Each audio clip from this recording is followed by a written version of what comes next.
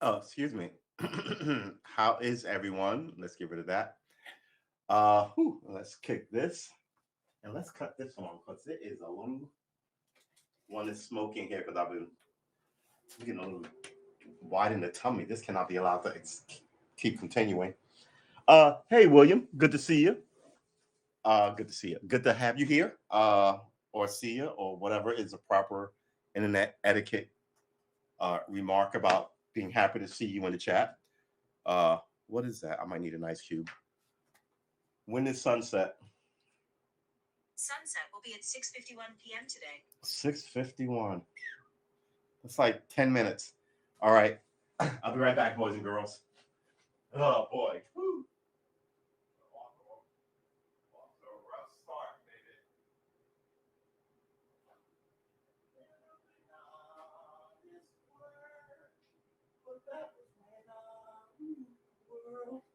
All right, so today might be a guitar day because I've been playing guitar since about 10 in the morning and I'm still not over it. I sort of hit a, what am I going to call it? I sort of hit a stride. Let's call it a stride. I hit a stride with my strumming, and I don't want to give it up because I've got a confusion issue going. So there's this 1, 2, 3, 4. Right, let's go through that. We'll look up something, but it goes. My hands are a little wet now because of the ice cube. All right, it goes. Let's do E minor. Right, 1, 1, 2, 3, 4. Right, fairly simple. All downstrokes.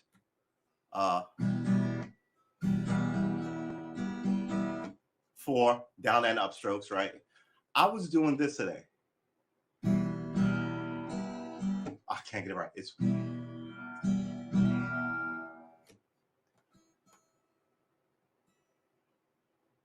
ah.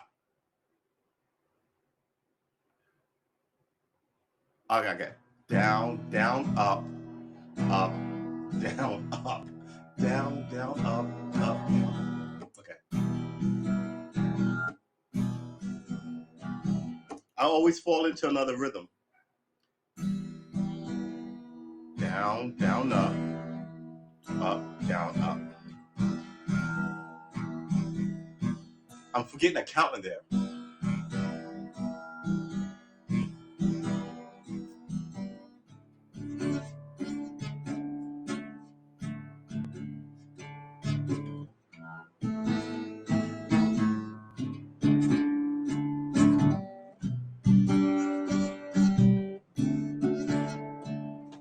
Down, down, up, down, down, up, down, up, down, up.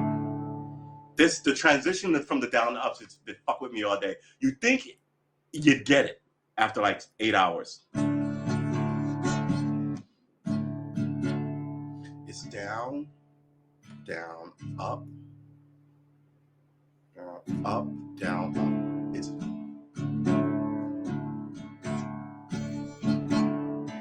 see, I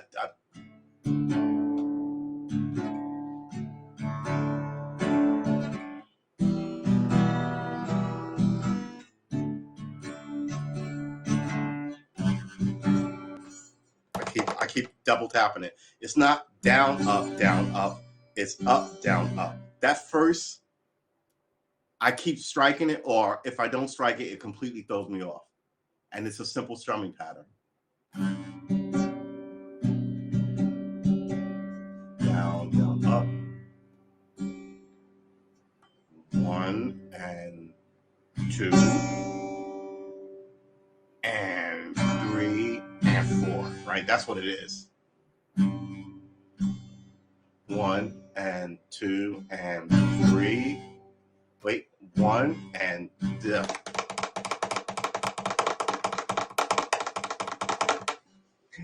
I'm all right. I am. I'm what's the word I'm looking for?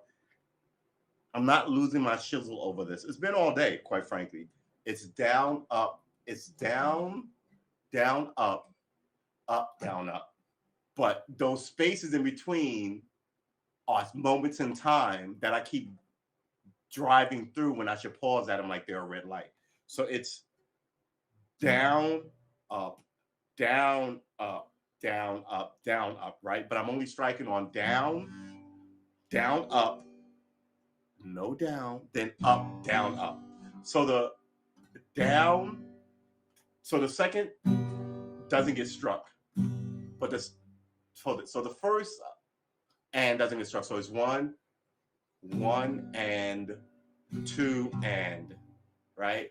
Three doesn't get struck, three, but the and on three gets struck. Upward, three, and then the fourth gets struck both times. So it's, but I pause too long.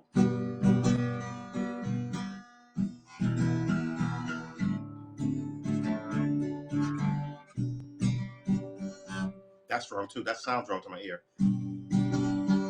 One, oh God, down, down, up, down, up. But when I go one and two, I really, really throw myself off. It's, let's go back to E. Down, down. See, that wasn't supposed to be that. Down, down, up, down, up. I did it again.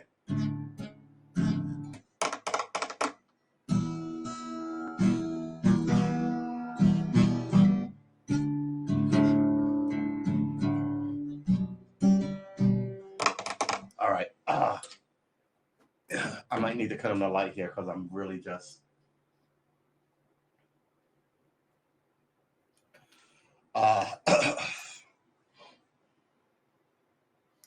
So I was actually cleaning up this place, and I found something from like maybe a year and a half ago, with all the stuff that I was supposed to tackle this year, and only two things got tackled: the computer room and podcasting, which is on here, but the other things didn't. So it's not like I didn't do anything. I guess I did do something. We're gonna tilt that. Do we want to tilt this? You might want to keep this open and stop the people from staring at us. What is that? What is that? I think they're balloons, but they're all black. They're like 5 black balloons. It almost looks like chunks of ash that are like this big, like softly floating through the sky.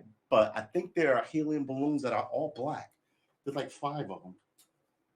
Well, now they're behind the clouds. Very weird. All right. Never an honest word, but that was when I ruled the world. All right, it's, what is that? Oh man, I've got a bug in here. Jeez, I'm just, it is summer, right? Well, it's the remains of summer. So let them have at it.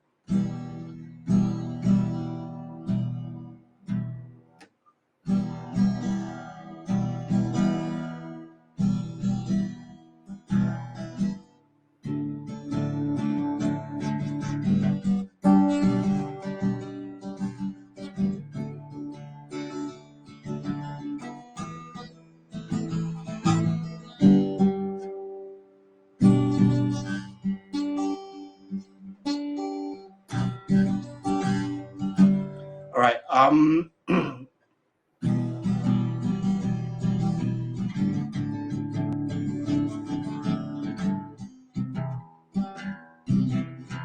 also been working on my C chord, which has not been going well today.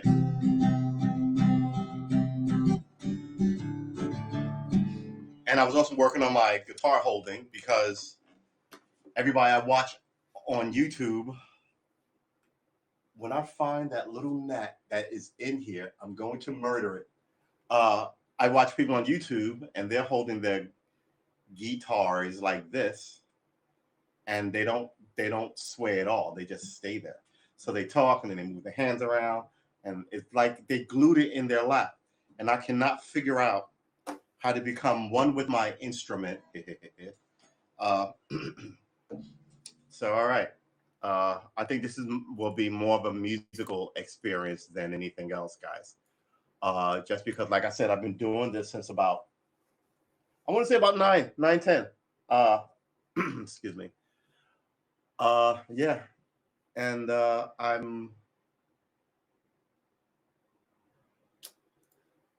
what's the word? What's the word I'm looking for?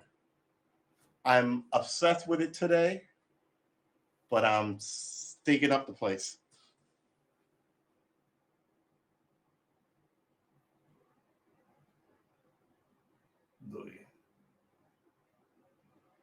Never an honest word. Let's do that. But that was when I ruled the world. So hopefully I can sort of get a grasp of what's going on here. I was thinking about making this more of a diary, just whatever I'm doing in the day, right? I've kept I told you this before. When I was in high school, I kept a diary from ninth grade to senior year. It's not really profound or anything. I wish it was. I'm just, I still have it because I actually did it like at the very minimum. I did it twice a week, but generally, yeah, the whole 4 years. So I was like, yeah, I could. I'm always got lists going and schedules happening, even though I'm bad at lists and schedules. I could actually do this as a diary. I mean, I think I'm already better since I started playing, which was June, right? I got to work on my arpeggios. And I have this thing where if I have to cross my leg, I cross the wrong leg. I cross this leg, and then I do this. And that doesn't make any sense. I should be doing this. Sorry, got it. Ugh. Right? Oh, Lord. But I don't like crossing my legs one way over the other. It's very weird.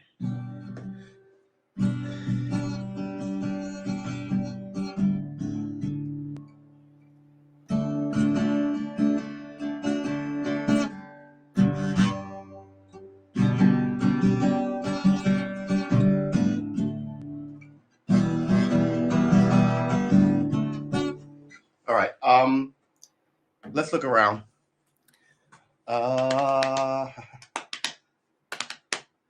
Yeah, all right. I'm really in a music head today, so I mean, we started doing music because the politics was making us crazy. Remember that? General Mali called Afghanistan withdrawal a logistical success but strategic failure. What the hell does that even mean? A logistical success? What are you talking about? You left all this shit back there. Strategic failure. You're out of the region. The progressives and the liberals. The people in look, and now we have a debt ceiling crisis.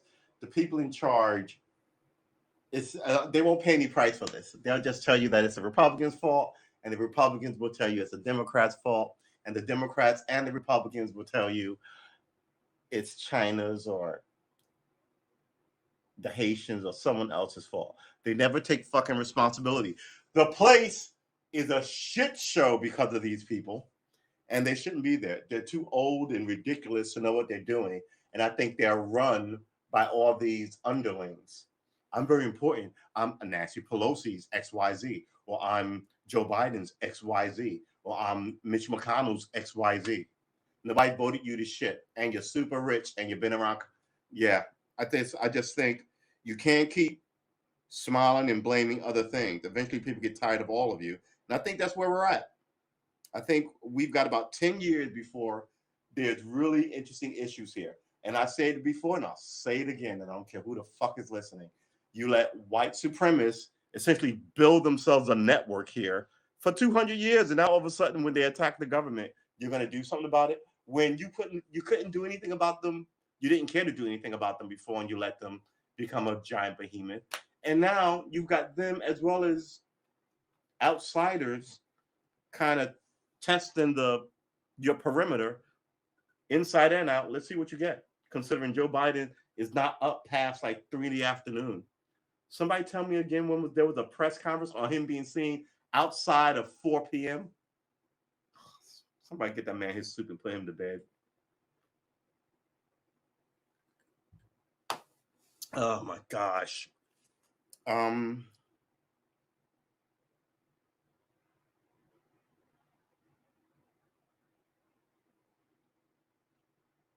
Capitol rioter who's right now she's called a rioter. Capitol rioter who said she was looking to shoot Nancy Pelosi in the brain pleads guilty. Remember that conversation we had yesterday about just because you oh wow, they caught him. After 5-day manhunt, authority catch suspect in killing a Florida deputy. Okay, good job. Well, it's only 5 days.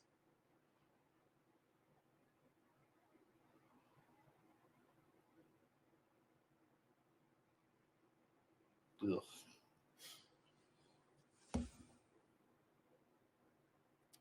Trump former press secretary tells his mysterious 2019 hospital visit behind the scenes. You get all these people, and all they can do is get rich and then give you up. I mean, it's not a social club; it's politics.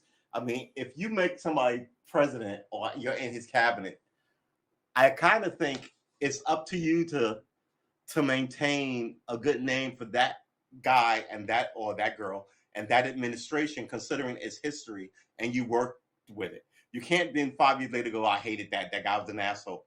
What? At that level, why were you there? You know what I'm saying? I mean, everybody's just the high school mean girl, it feels like.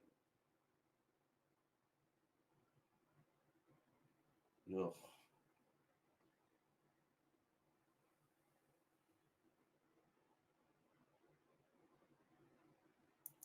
The ground is literally exploding due to climate change in Siberia, and it's going to get worse. Well, Siberia is like Alaska, and it's going to happen in Alaska. And the thing about Alaska is essentially built on permafrost, frozen permafrost, and permafrost is essentially soggy grass, muddy kind of, right? Um, Meaning it's permanently frozen. And once it starts being permanently frozen, everything's going to sink into it. And on top of that, all the uh, all the gases, the methane that the frost holds, is going to be re-released. So yeah, I think the next generation or whatever that rises up will be eating plastic or living off plastic, but we won't be.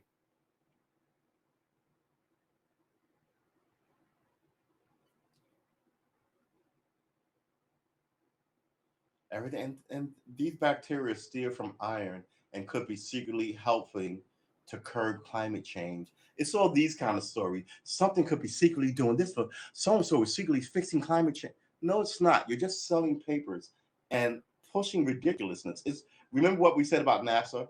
The idea that they're like, oh, this is a inhabitable planet. It's only 2 trillion miles away. And you're sitting here going, why is this even in my fucking news? Unless you can go, wow, we can get there in 10 years. I kind of don't want to hear it.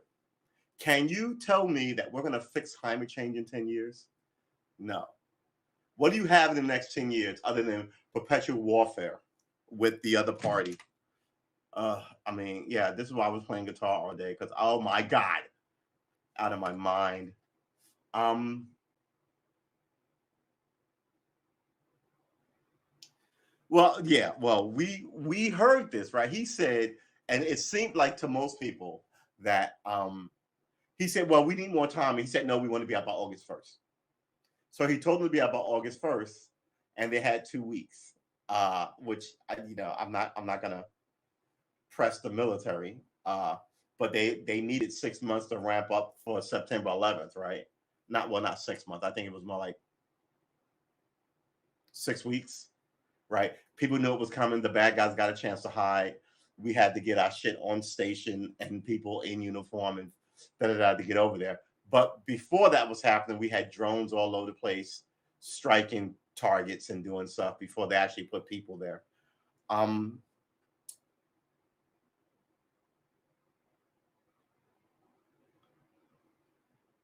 this is the bullshit. New York City wants to turn Trump's Bronx golf course over to a homeless shelter.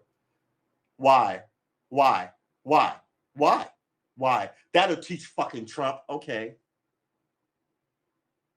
You know, it's their hatred of him is so blatant. It reminds me, and I don't want to fucking get called about this, but it does remind me of shitty people who had power in agency in law enforcement and the courts to fuck with black people, right?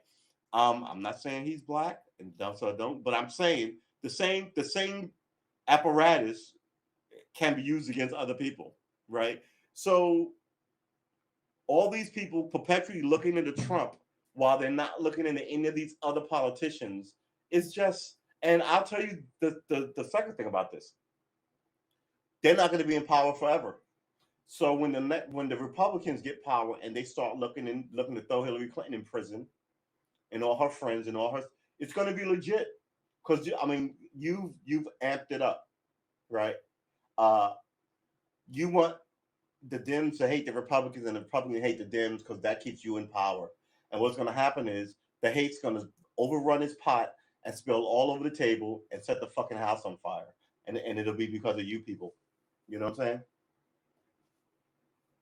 Yeah, but they did. Well, okay.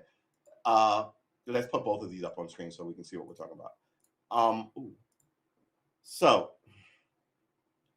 we've been there for 20 years, and every time somebody goes, like they did this with Obama. Obama said, well, we want to be out in a year. And they're like, well, we're going to take a little more than a year. We need to do that. Remember, they bled $1 trillion out of the fucking national treasury, and no one went to prison. You know what's against the law? War profiteering. You know who war profiteered? Fucking everybody. Yeah, everybody. So now they're like, oh, hey, we can't stop the war because, Afghanistan. How long were you going to be there? The army you said you were training them and they didn't even stand up. Then you left all this shit there. You all look like fuck-ups. And people should, quite frankly, be sent to prison. Really, be sent to fucking prison. Or at least be gotten out of government for all time.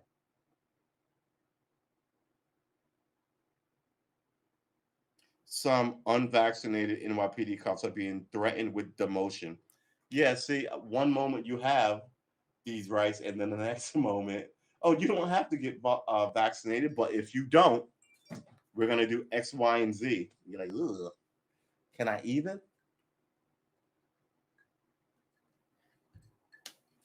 But we don't talk about that, do we? We play music. La, la, la, la, la, la. I also realized that I still can't hold the pick properly. After like 5 strums, the pick begins to like wander around. Then I begin to like lose it. And the tip is all sorts of where it shouldn't be. And I'm like, what the freaking hooey? But I'm supposed to hold it like this and keep it like this, right? For as much as I need, right? But it always sort of slides away, and I'm always left with my finger. Then I got to stop for a second. Let's try what we get here.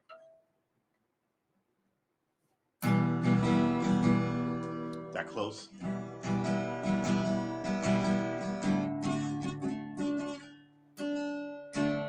Oh, and I also stopped doing my D's like this because my G's are like this. So now my D's are like this. Because it bleeds into my G.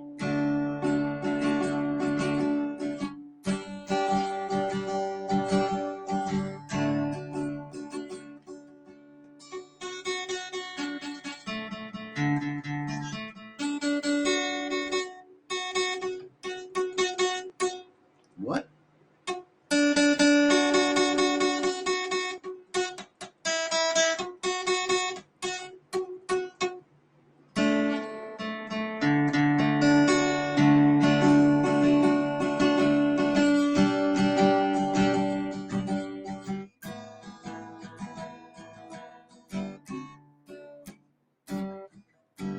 All right. Not bad for a guy who's only been mucking around since, when did I start this? I started streaming the middle of June, but I've been playing since about June 1st.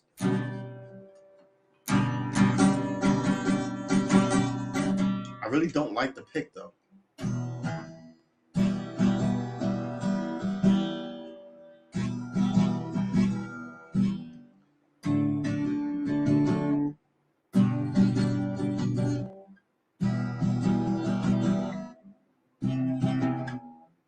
Ugh.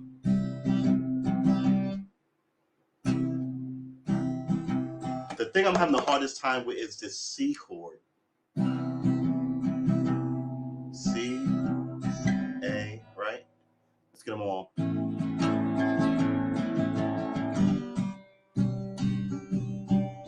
A, E, right? D. So was that even in order? It's C, A, G, E, E, D.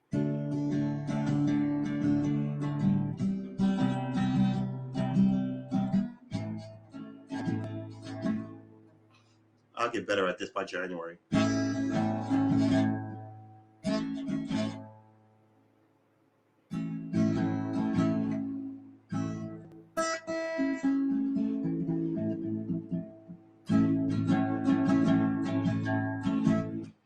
One, down, down.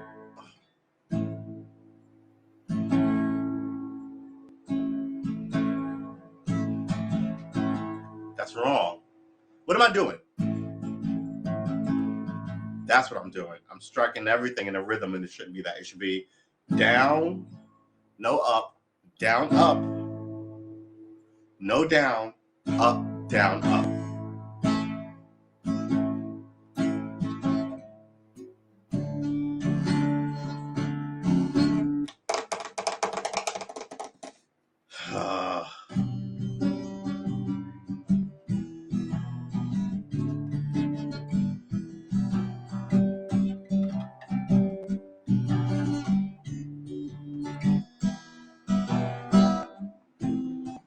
All right.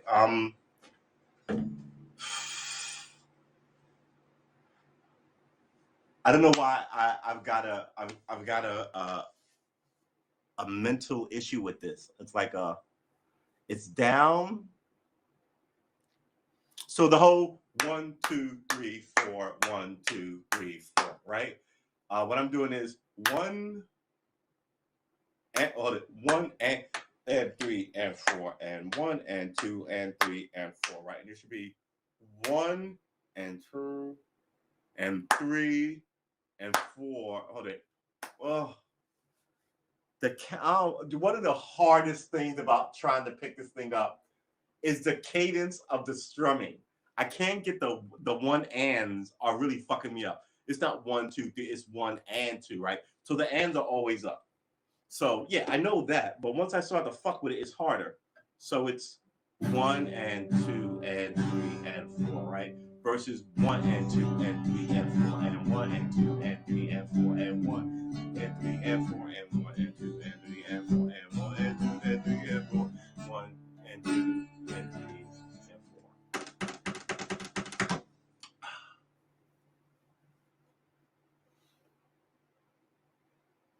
4. 1 and 2. All right, let's try that count.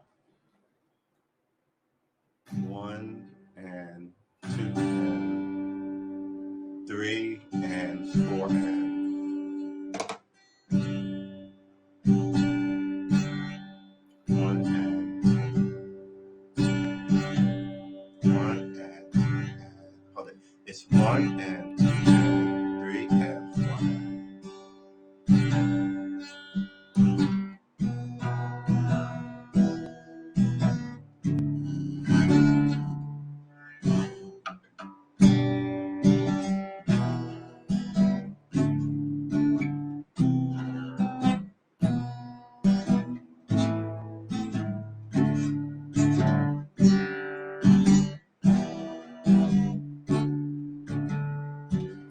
got that cadence is really just messing with me. It's one and two.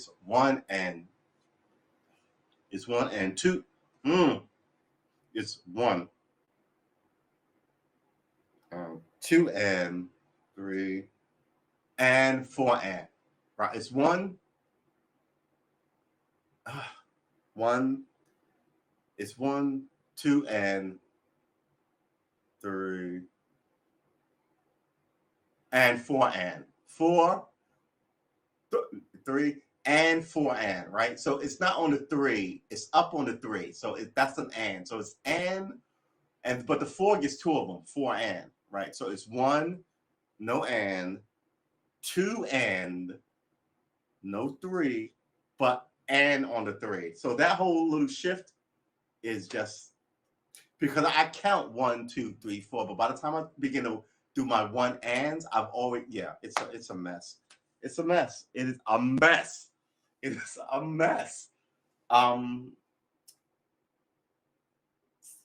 buddy told me after I was looking up modes, I was like, oh my God, my brain hurts. What is this pattern and all this? He was like, maybe you should just learn songs and just learn what you need to know after you learn the song. Oh, this is a new thing. Oh, that's a mode. And I was like, yeah, that might, because I think I'm shoving so much stuff in my head here that I'm confusing myself. But I can't hate on it. Can't hate on it at all. I mean, I'm teaching myself guitar. It's, I mean, it's always helpful to have somebody help you out. I mean, it's sort of like sex. You sort of really would like a partner to make sure that you know what you're doing.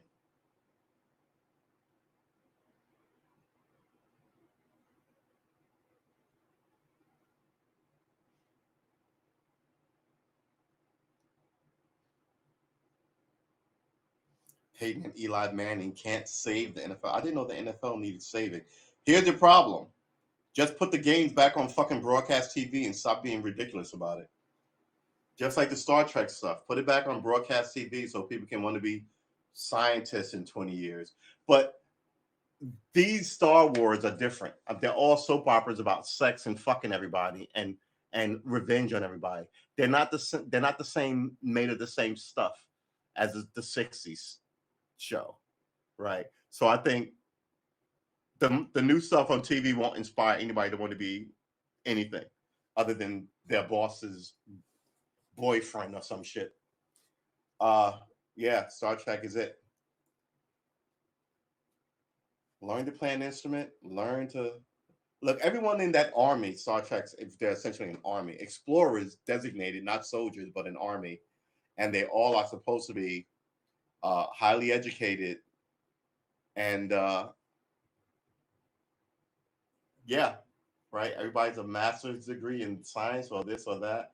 Versus I got nothing to do. I just wanted to see the galaxy, so I'm just going to go and sign up. Nothing wrong with it, but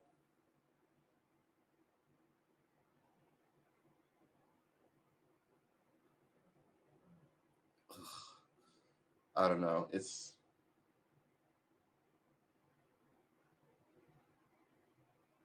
baby poo has 10 times more microplastics than adult feces. Well, that makes sense because they eat out of the same giant things as human adults do, right? Why would it be less?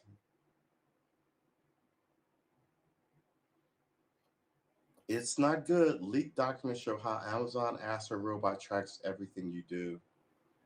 See, and this is the thing. You thought like one day there was gonna you thought and I thought that one day there was gonna be all this tech and you're gonna have an R2D2. Well, this is sort of like an R2D2. It just doesn't follow you around and doesn't take a ton of orders from you. It only takes like 4 or 5. But it also spies on you. I mean, I think if they caught your R2 unit, it wouldn't spy on you, and they would have to take it apart to find out what it did. Versus this, that would just be happy to spill all the beans. And mind you, if you're having an affair on your husband or your wife, this thing knows about it because it tracks your location in increments. 20 years ago, it was within 30 feet. Now it's within 3. So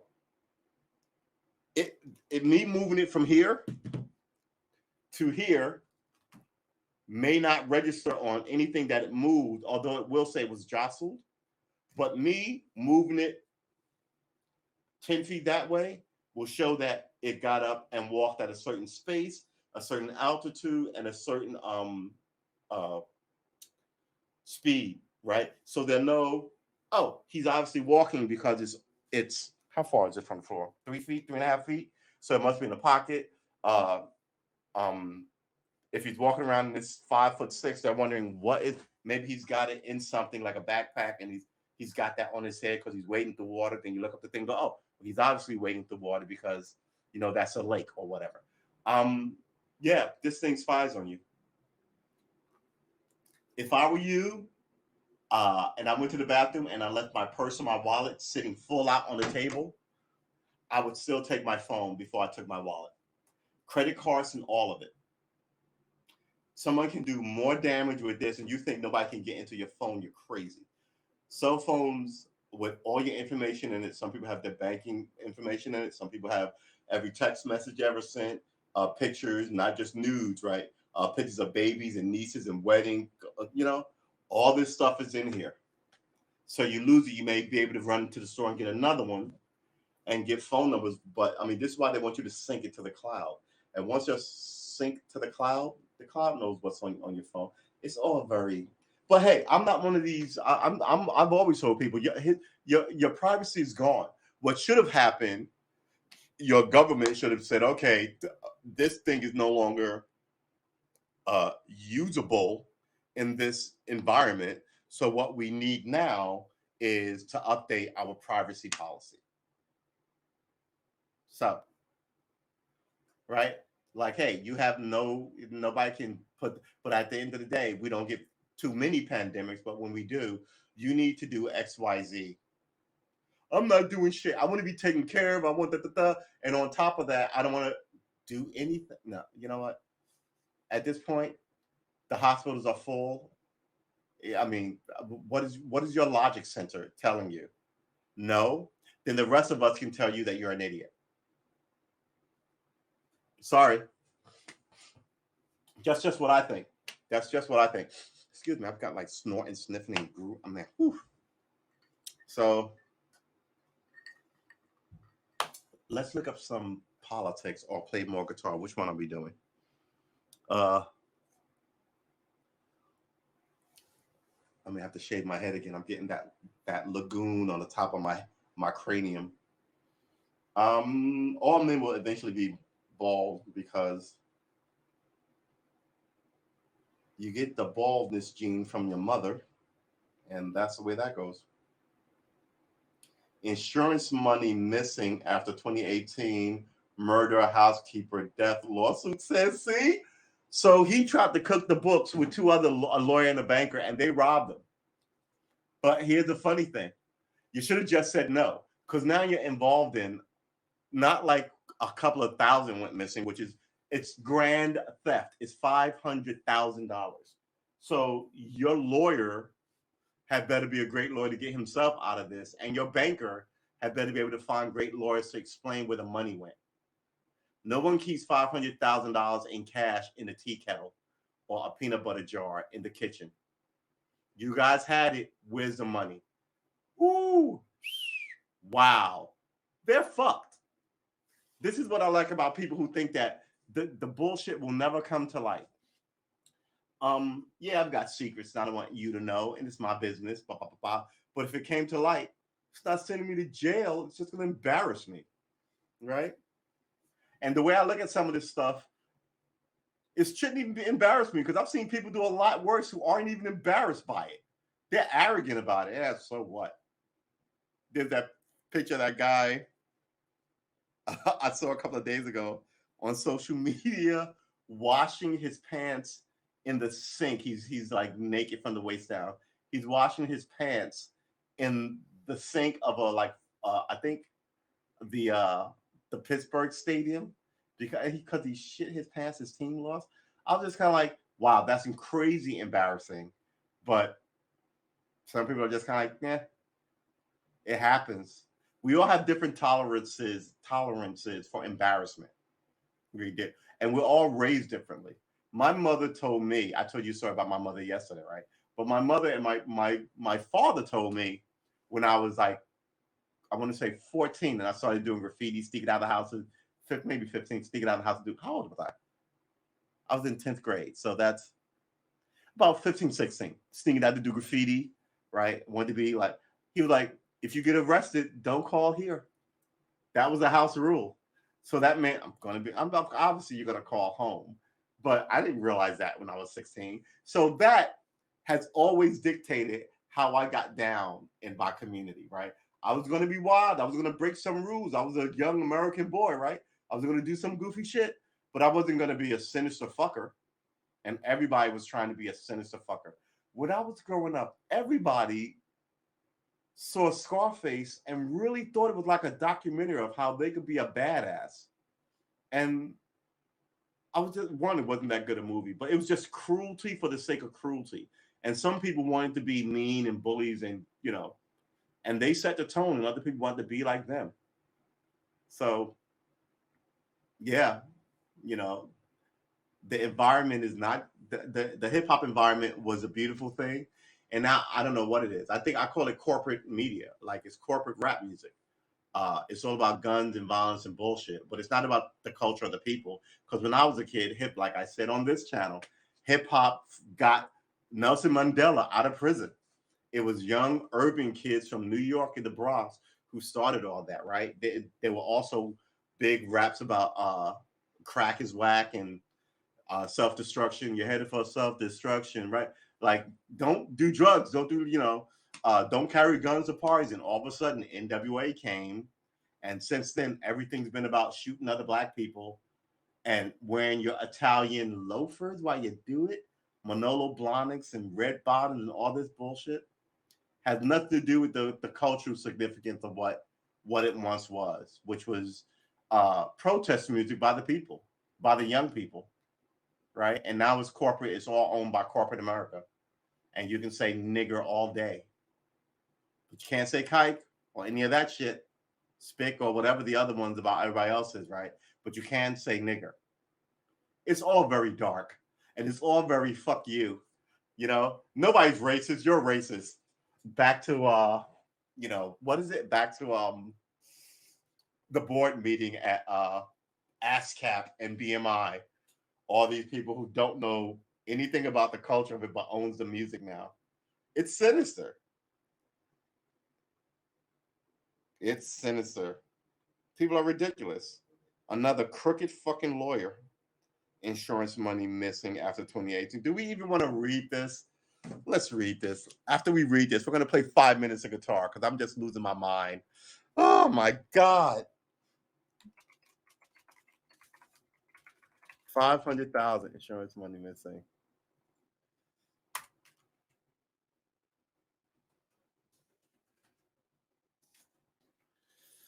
And you've got 18, not 18, but you've got like, oh my God. So what? Your wife and your kid are shot dead. Your quote, maybe ex-lover, maybe not, is found shot and run over in your driveway. That's 3 people. Uh, your housekeeper has a mysterious fall and now she's dead. That's 4 people. I thought there was somebody else. Oh, and a young woman is killed by your now dead son in a boating accident. I mean, that's a lot of dead people.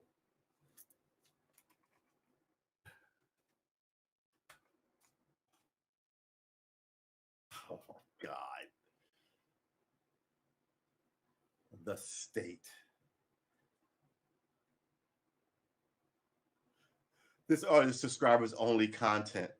Subscribers only. Go fuck yourself. The idea that you're a news organization, but only people that doesn't that mean that you will then only tell to keep your money up and rolling in will not challenge your subscription base? How do you run a news organization that is subscription? And it's oh good lord. All right. I guess, outrageous.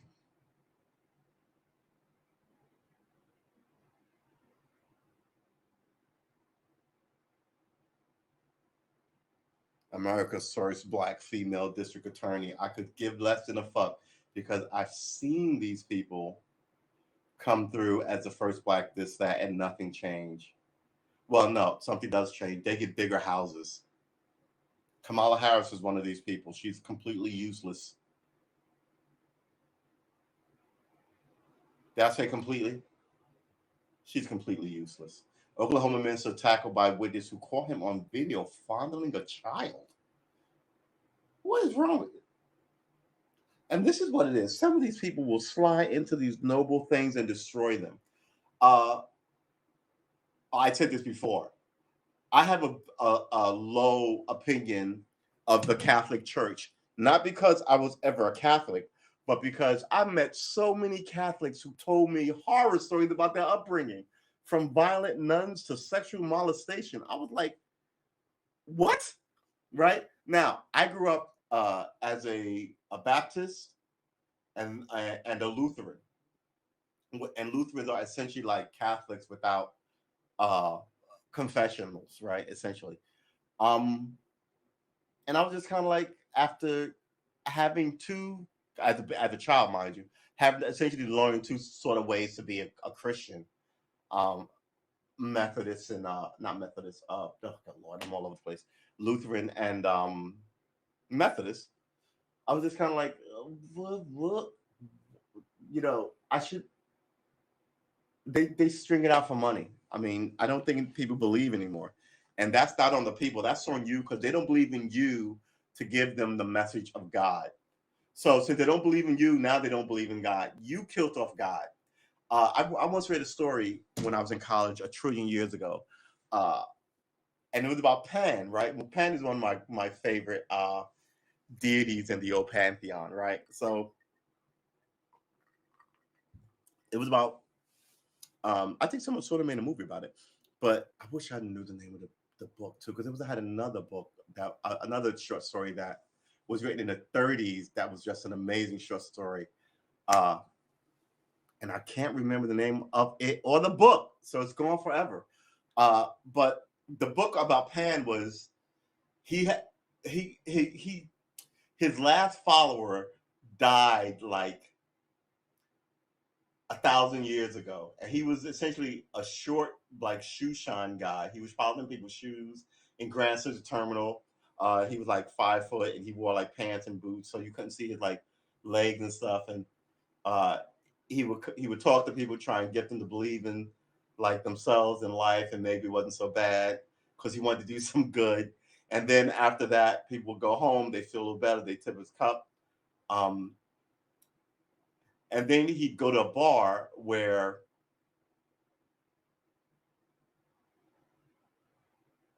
I want to say it was who was she? It wasn't Demeter.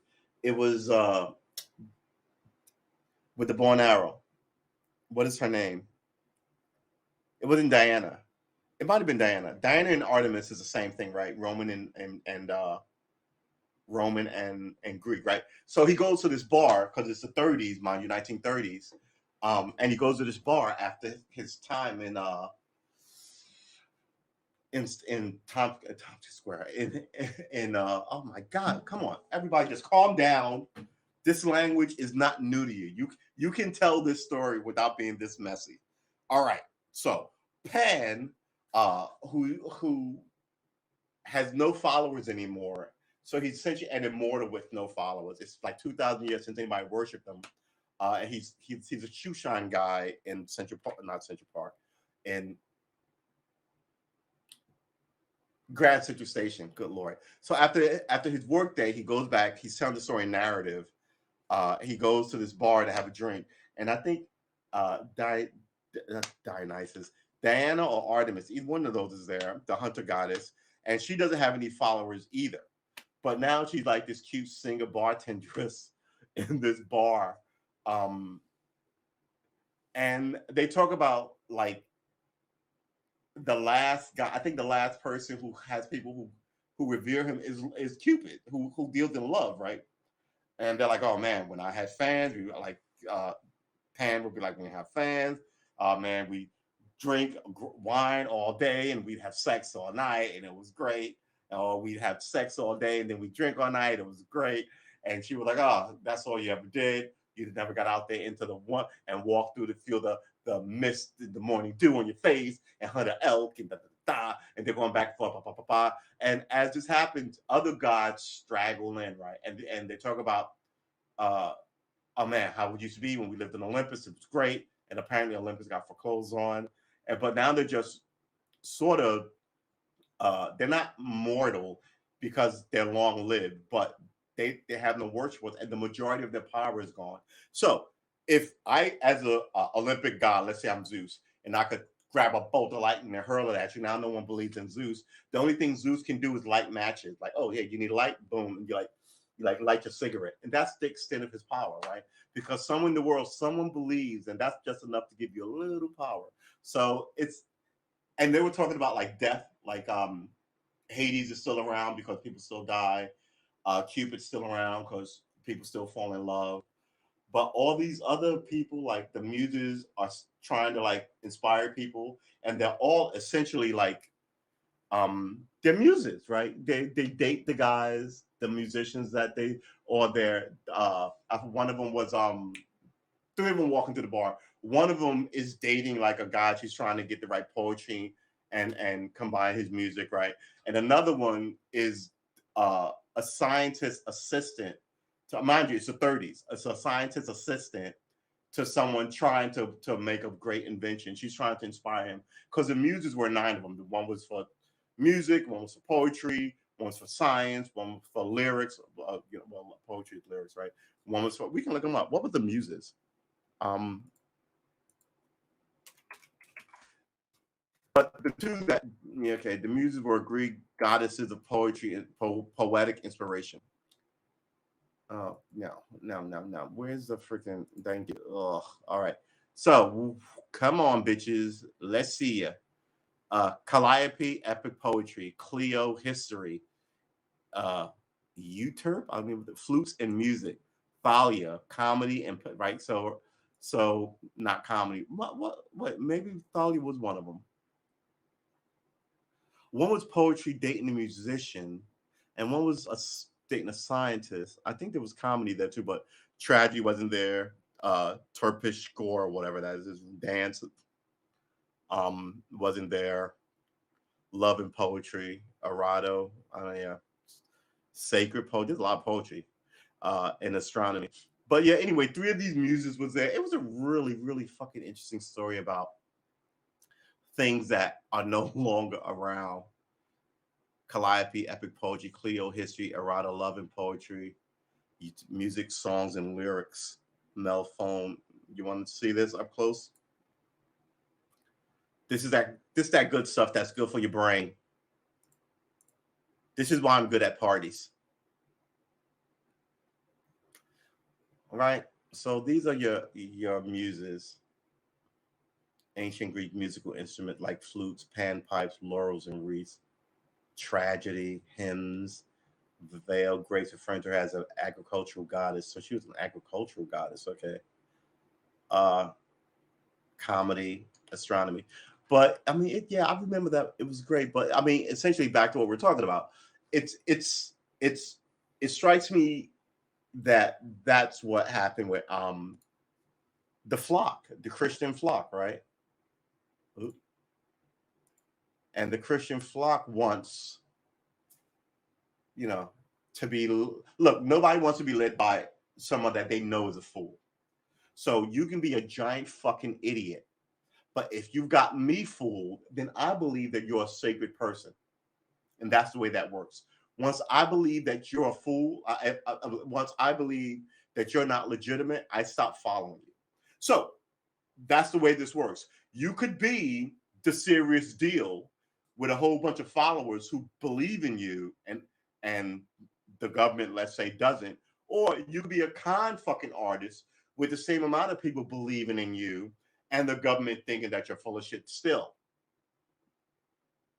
It's still power, right? Um, and that's where we are with the church. I get a lot of my friends telling me how they're all atheists, and people insult people insult like spirituality because they're like, "Man, you're stupid for believing a man on a cloud." It's like, yeah, it's a little deeper than that.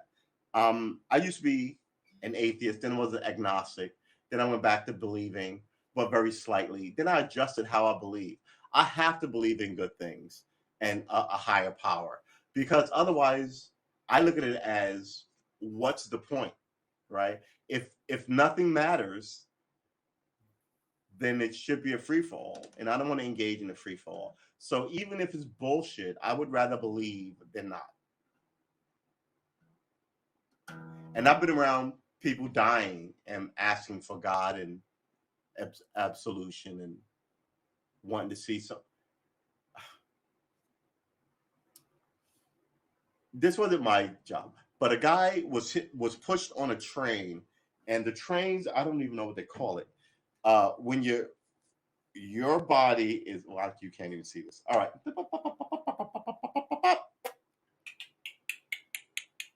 All right. So this is you. No, this is not you. This is the platform, and this is you. Actually, no, we should have a piece of tissue. Uh, yep, that's what we'll do. This is you standing on the platform. Oh, not you, because I like you. This is a person standing on a platform. All right. Uh, Someone pushes somebody while the train is rolling in, and what happens is you jam a human body between like 8 inches, not even 8 inches, like 4 inches. Excuse me, a platform and train, and the train keeps whizzing by, and what it does is it twists the human body. So the top, I mean, and what happens is you're alive for hours. You're spun up like a corkscrew down here. And what happens is once they realize, why am I telling you this? It's grisly. It is grisly. Once they jack up the train with the airbags to let really all all that, yeah, it just sort of like I guess the heart begins to push. I don't know. I'm not a doctor. I don't know but yeah, you die like almost instantly. One guy wanted to see his wife um, before they lifted the train, and they looked for her for like 2 hours. I mean, she wasn't at home and she wasn't at work. She just happened to be out there. And then when they got hold of her, they were rushing her to the scene. But you can't keep the New York City subway down for like days at a time, even for something as drastic and as dark as what I'm telling you. But there's a term for it because it happens in New York City subways, and I think it happens anywhere you have a subway. You're going to get people in your grinder, in your meat grinder, right? It's a machine, and every now and then people get caught in the machine, whether they meant to or not, or fully by accident or jumped into it. I mean, you know, it wasn't very long after they had cars that people began to get run over. I mean, Aunt Jemima, famous Aunt Jemima, who they took off pancake boxes, was killed in like 1903, being run over in New York City on a tour. One of the most famous black women in the history of America up until that point. Uh, Aunt Jemima. And Jemima's the name. It's not a racial slur, you fuck sticks. The idea of it. We're not racist. We're just gonna. She's an aunt, and her name is Jemima, which is a name. I don't just like Uncle Ben. I got all sorts of problems with like all these.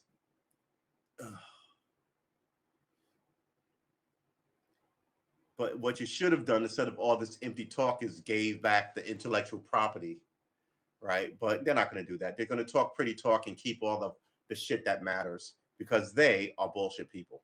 Um,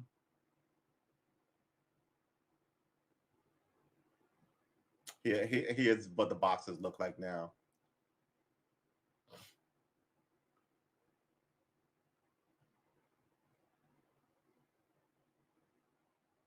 Pearl Milling Company. It's just the vilest thing. It really is. All right. Rebranding.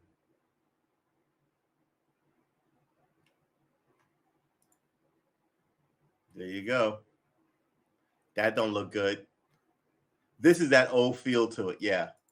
But then you gave her earrings and a perm. Ugh.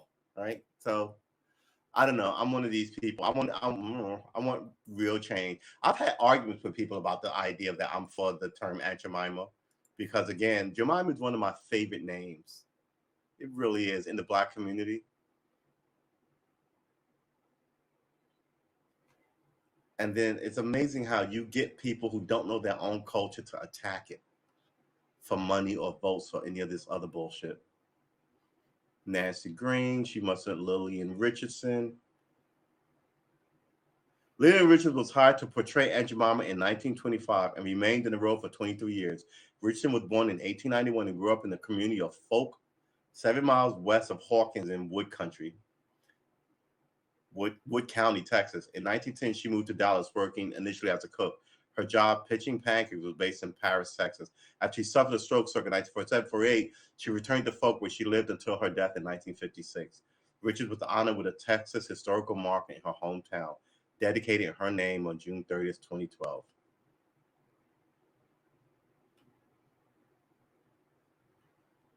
There's a lot of, look at all those black ladies who slang. The term Aunt Jemima is sometimes used colloquially as the female version of the derogatory epithet Uncle Tom. I have never heard of this. The term Aunt Jemima is a colloquial. By who? By fucking who? See, this like, you read shit and oh my god. Yeah, no, by who? Uncle Tom or Rastas is a pejorative term traditionally associated with African Americans in the United States is considered offensive. Rastas? What the fuck is Rastas? In this context, the slang term Aunt Jemima falls within the mammy archetype. Why? Oh boy. And refers and refers to friendly black women who perceived as obsequiously servile or acting in or protective of the interests of whites. Here's the fucking thing. I've had fucking people who sold drugs to fucking children in their hour of like to destroy it. Call me an Uncle Tom because I was like, really? All right. Fuck. It depends on who's saying it. It really does. If you're a shitty fucker calling me an Uncle Tom, I give a fuck about what you think. I've known a lot of guys who went off to high educations in college who sell like, yeah. So I mean the term is not loaded, but no one knows their history. And I know mine. You're not the Rustus? What the let's look up Rustus. Rustus is a pejorative. Rustus has been used as a stereotypical, often derogatory name for black men at least since 1880, when Joe Chandler was an American journalist, fiction writer, and folklore fiction writer and folklorist, best known for his collection of Uncle Remus stories. Born in Eaton, Georgia, where he served as an apprentice on a plantation during his teenage years. Harris spent most of his adult life in Atlanta. Okay, so this is a term by a white guy. When Joe Chandler Harris included a black deacon named Brer Restus in his first Uncle Remus book. However, Restus is shortened from Erastus, the Greek name of especially. Okay, you know what? I've never heard of this. This sounds like bullshit to me. Erastus. Okay, all right. Okay, I'm not going to argue with it. Um, in this context, the slang term, John Sylvester, WTD Bear, drew criticism after calling Condoleezza Rice Aunt Jemima and Colin Powell and Uncle Tom. Really? See, that's when Colin Powell should have showed up at your door and beat the ever loving fuck out of you. Referring to remarks by singer and civil rights activist Harry Belafonte about their subservience in George W. Bush's administration. He apologized by giving away Aunt Jemima pancake mix and syrup.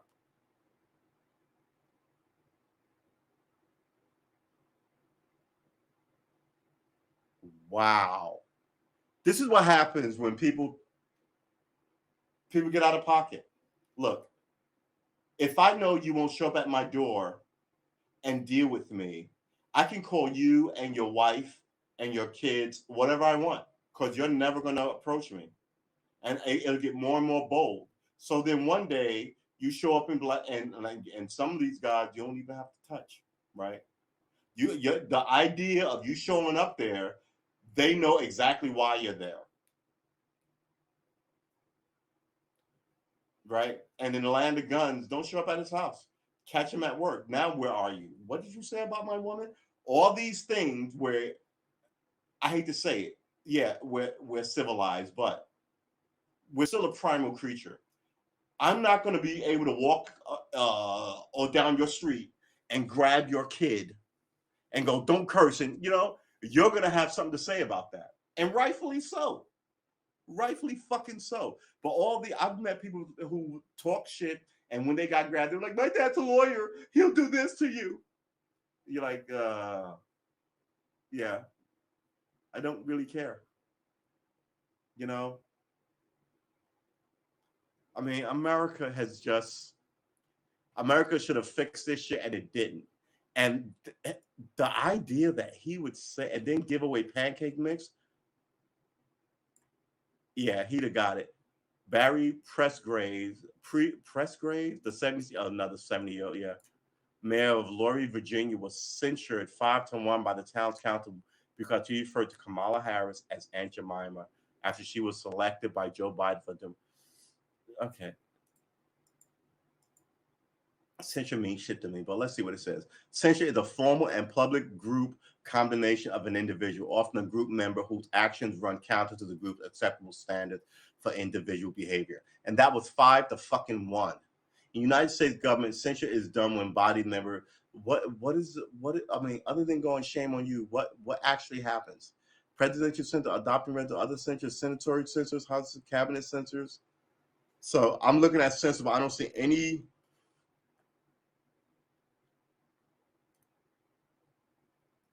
The first attempted use of censure in the United States was directed at George Washington's Treasury Secretary Alexander Hamilton, who was accused of misadministration of 2 congressionally authorized loans under the Funding Act of 1790 by William Giles.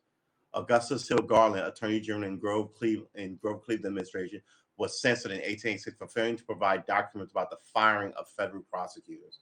So essentially, you all get up and you go, shame on you, one of 10 U.S. senators to be censored. But you don't give up your job. Yeah, it's bullshit. Censor is bullshit. But this whole thing is fucking crazy. In pop culture. Yeah, I think some of these people should fucking have the shit kicked out of them. And then you're like, well, violence is never the answer. No. Violence is the answer a lot of the times. I hate to be the one to tell it to you, but people who perpetually do this and never face the consequences will do it again, and they'll get more and more bolden as they do it. I mean, yeah, no. Fuck you. Bring it. Call me a fucking Uncle Tom. I will beat you with a bat on national television. And I will tell the judge to suck my dick on the way out. Because, I mean, I'm telling you, I'm going to jail for this. Well, again, I'm an old guy. I don't think these young guys give a fuck. They're not associated with their history like they should be. But these old racists are. I mean, he knew him to call him an Uncle Tom and an Aunt Jemima, right? I don't see how Aunt Jemima is a yeah, I don't know. All right, fine. We've been streaming for an hour and 10 minutes, and we are not done. You know what I'm going to? Now I'm going to. Excuse me. They told him to leave troops there. Oh yeah, we checked that out already. Yeah, look, Biden's whole flow has always been bullshit retorts, not even clever, just kind of snotty. Come on, man. Like his stupid response means, oh, okay. But he's the boy of the moment. And like I told you, just like the Communist Party runs China, the corporates run America. You want America back? You got to throw a lot of these corporate people and their banks in jail.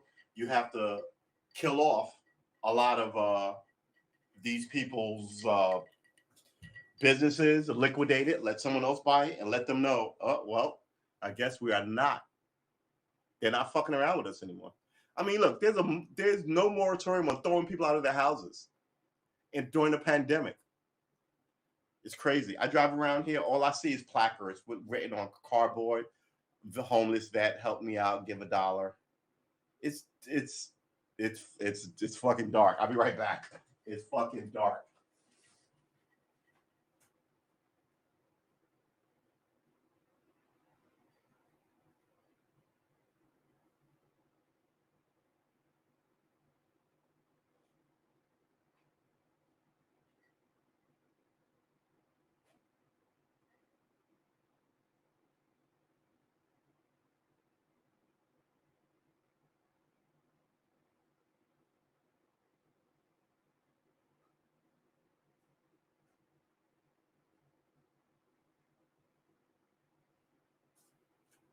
All right. Oh man, did I not? Why didn't y'all tell me? Now I gotta go back and get it. I'll be right back.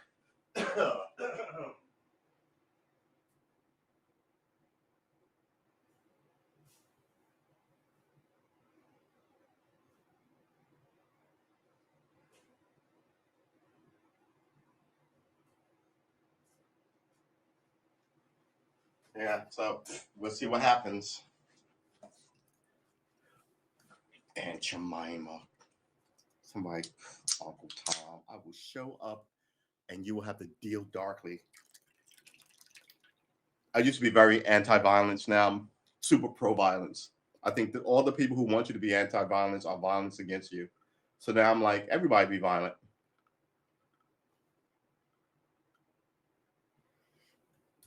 And before you go, wait, there's no need for violence, I'm just going to stop you right there. Everything about this country has been violence from the start. And if you want to stop violence, you might have looked seriously into stopping all the violence coming from authority, right? We don't beat our citizens. We don't attack our citizens. We don't do XYZ to our citizens. And people will go, yeah, this is our standard. Yeah.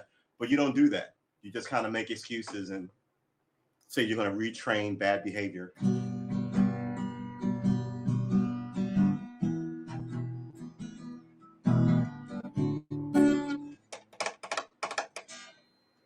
I got to work on my arpeggios.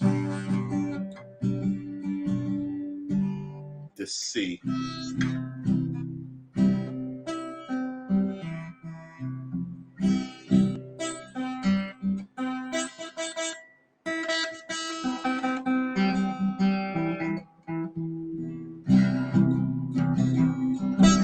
Yeah.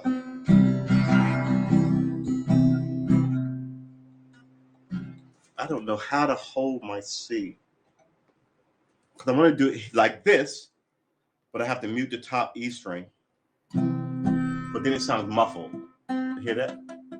Because my inner palm is rubbing against the low E string.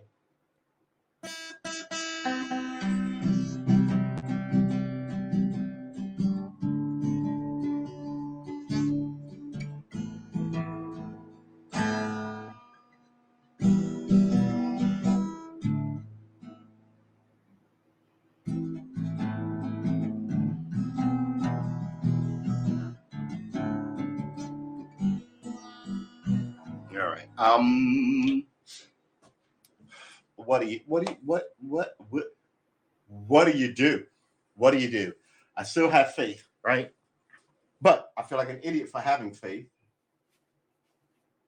Where is it? Here it is. And I would recommend that you not be an idiot. But I wouldn't say, like we talked about religion just a second ago, I wouldn't say not to have faith. You have to have faith in something, or you're dead, right? Well, one of the things I believe about the human animal, the human experience, is that you have to believe. Doesn't have to be in God, right? But you have to believe in something. Once you go, oh, nothing's worth anything, it's not worth, then you're a Walking Dead person, quite frankly. You don't value the idea. Oh, what? How can I phrase this? You don't value the idea of tomorrow. Let's say, right? The idea of change, because 1 minute you're on the floor going, man, this whole thing sucks. I could have been a hero, and then the next moment, oh wow, look, things are turning around. Uh, I look okay. Let's take me. Let me share some bit of my life with you. A little more than I should. I am from a marrying clan, right? People get married, they stay married, it goes back forever. Um, People fight it out. You're right. No one's no. What's the word I'm looking for? No one's What's the word I'm looking for? No one is. Let's just say above it, right? No one is absolutely right. No one always runs the show. Uh, in these relationships, people fight it out, and sometimes you both win, and sometimes you both lose. But it's not like what's the word? I've seen relationships where people can't wait for their spouse to fail so they can run it and go complain about their spouse to their homie or their girlfriend or what. I told him not to do it and he did. Or man, this woman and this what you're just waiting for conflict. We talked about this yesterday too. The idea that you're supposed to bind yourself to somebody and then take on the world. That's what it's supposed to be. It's not, but no, now it's like as soon as you get tired of this relationship, we can, you know, we can just make it all go away like it never happened, except for the kids. It really is dismal, right? And I happen to think that the people who get it and stay and stick it out will be better off for it in the long run. But I'm a romantic at heart. I believe in dumb shit like this.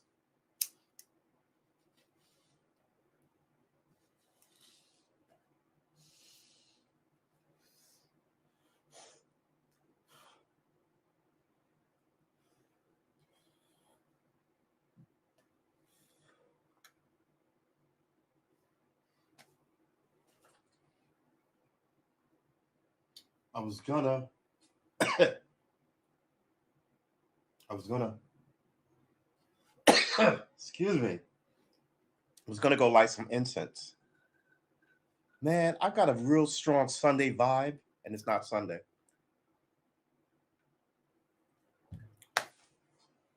It's 5 to 8. Normally we wrap this up, but like I said, I've been up playing guitar since about 10, and that's the only thing in my head today.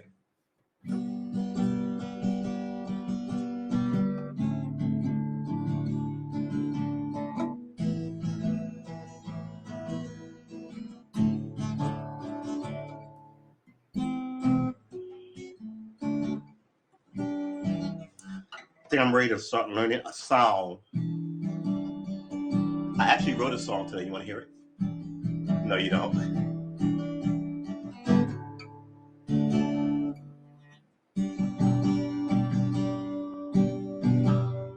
It's down. That's what it is. It's down. It's super slow. This is what gets me. It's super slow. It's down and down and down and. All right, hold it. It's one, right? One and two and three and four. It's one, one and two and three and four and see that? So it's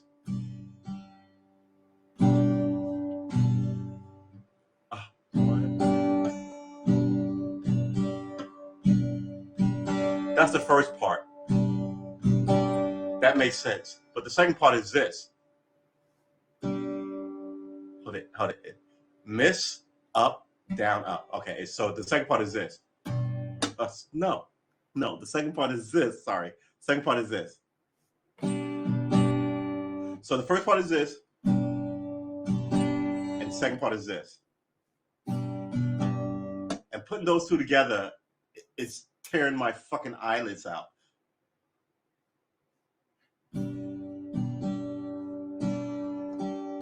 I missed one.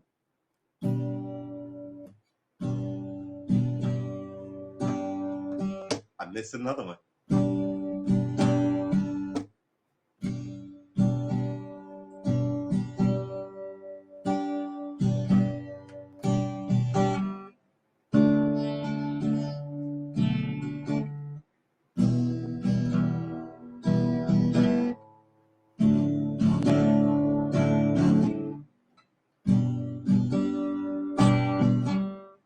All right, so let's try and speed this up. I already fucked it up.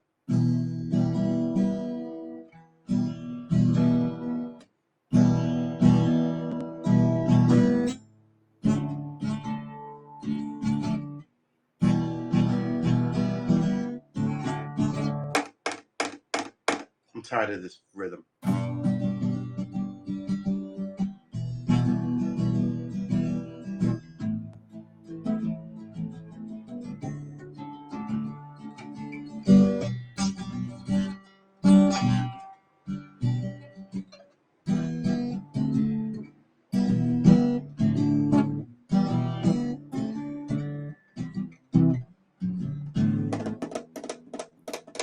So it's only been 3 months since I've been doing this thing, and I'm horrible, but I see progress on the horizon. And I can't figure out how to get clean chords. Hear that one? Let's try them from the top. Here it goes. Hear that?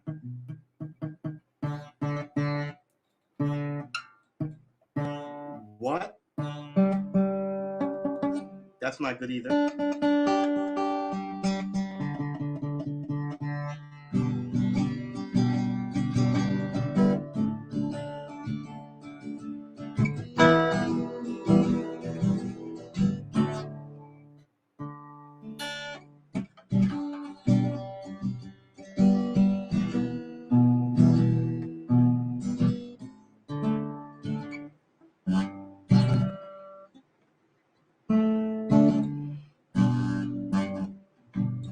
A lot of rattling.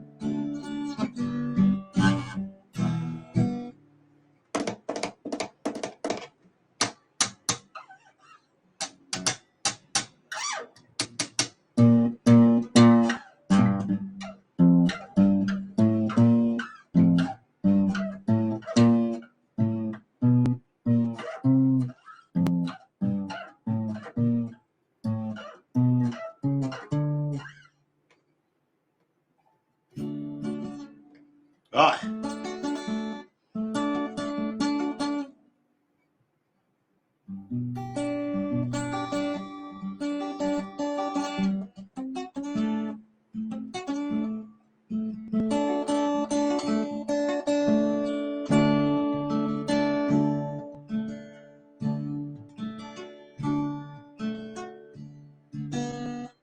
Ugh.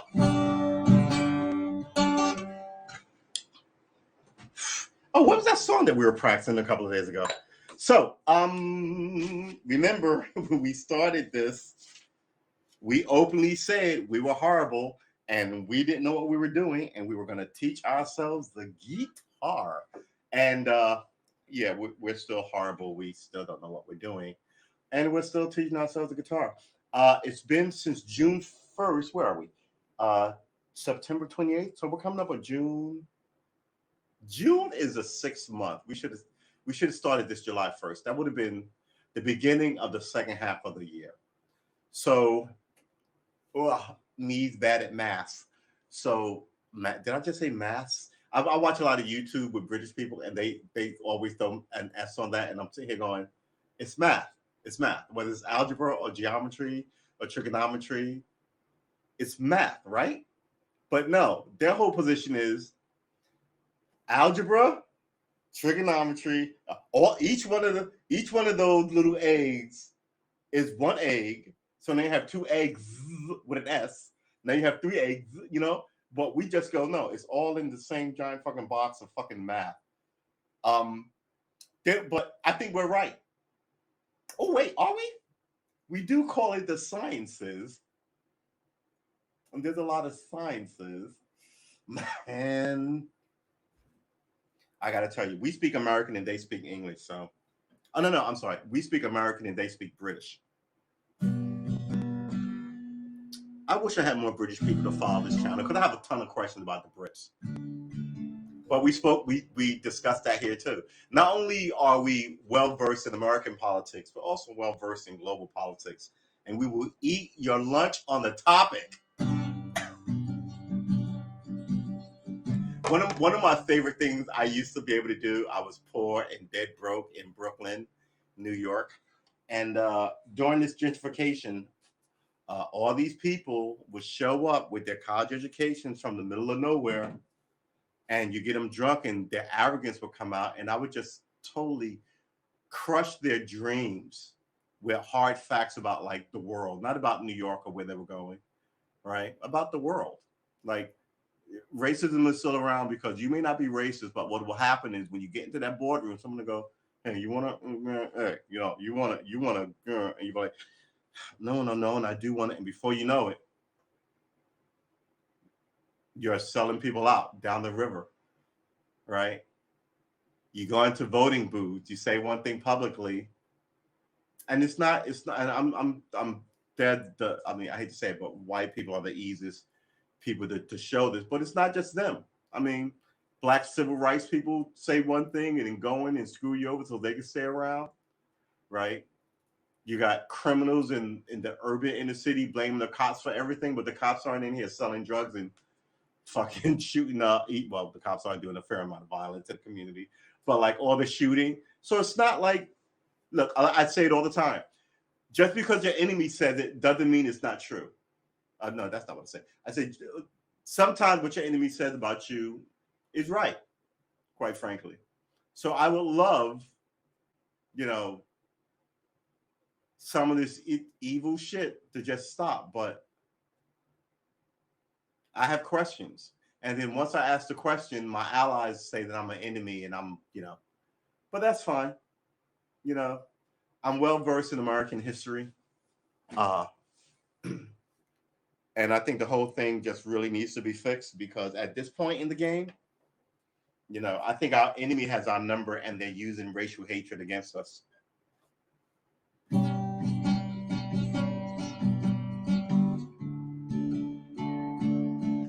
Hold it, what song is this? This is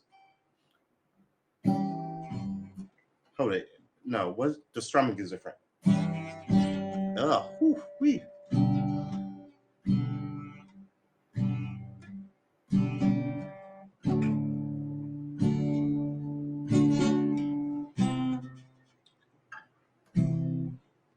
Right. Okay. Hold on. I might be able to actually get this after 2 weeks.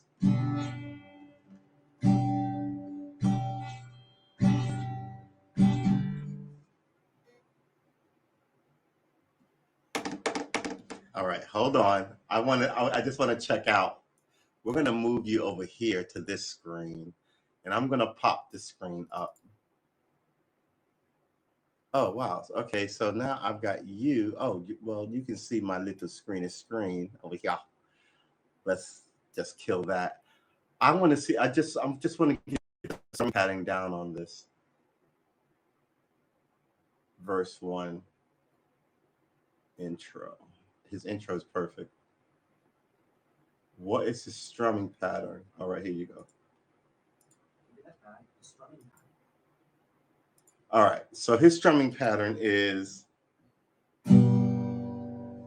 right? Hold it.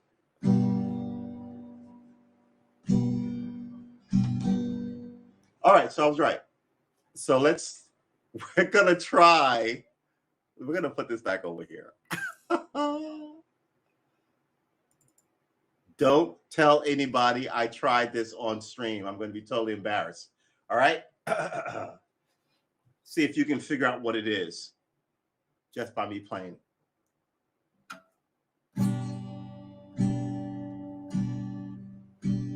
Hold it.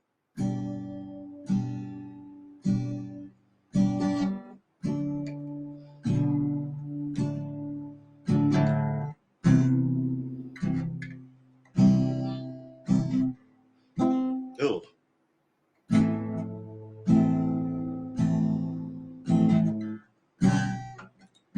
Ugh.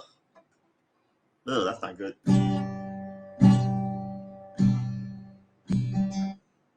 This is E, right? Yeah.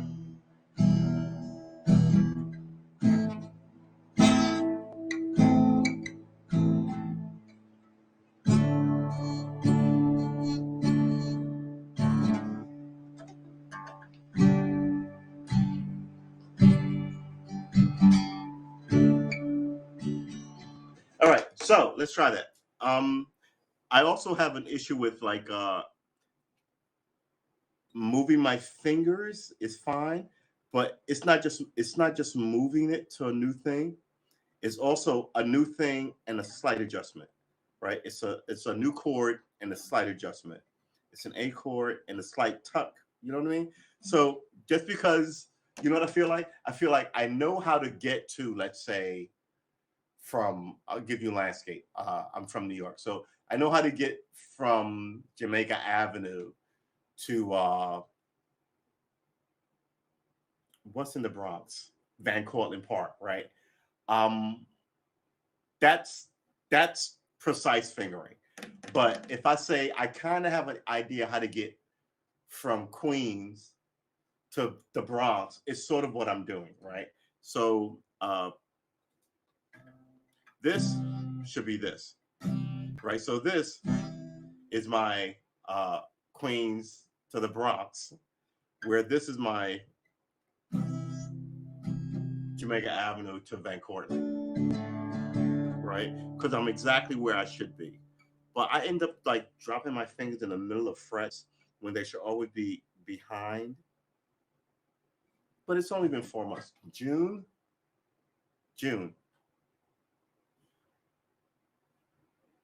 So we're going into October. Okay, so it's going to be 4 months, October 1st. And it's going to be 4 months streaming. Oh, no, it won't be 4 months streaming my guitar practice.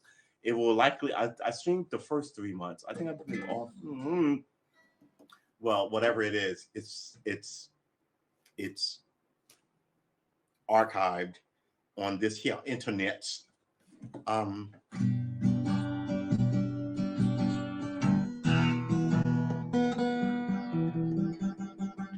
See that? That's what I'm talking about. That's my finger lying against the string.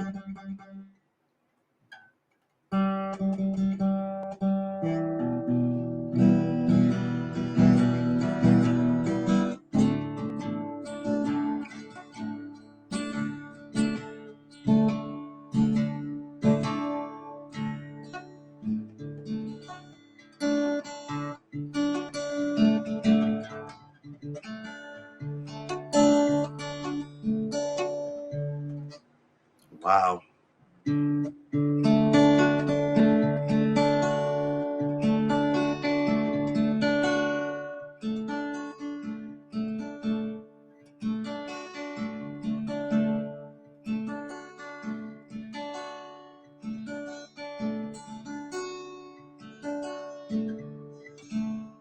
All right.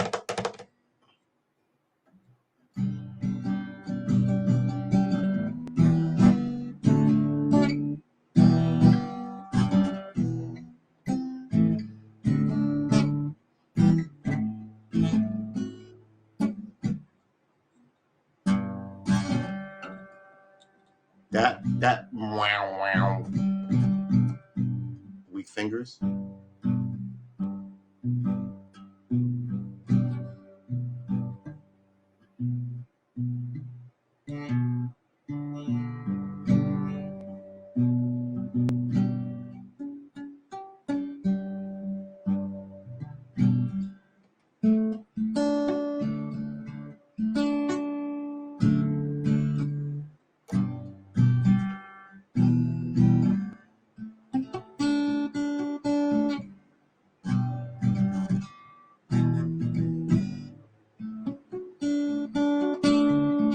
Yeah.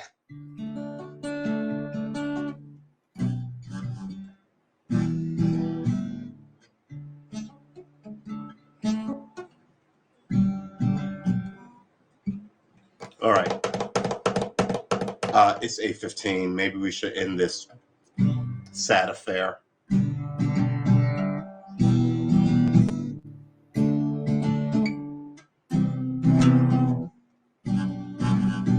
Hear that? That wah wah. Hear that? That's because my finger's way up here when it should be way down here. That's what I'm talking about. Oh, excuse me.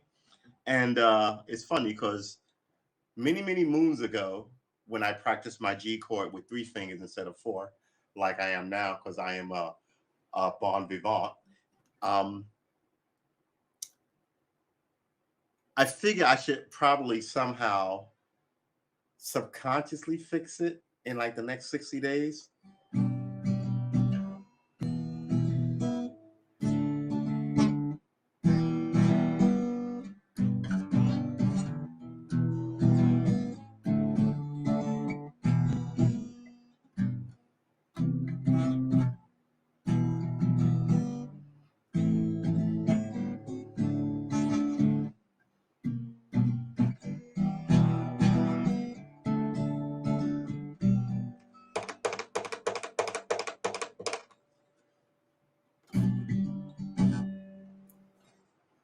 Okay, so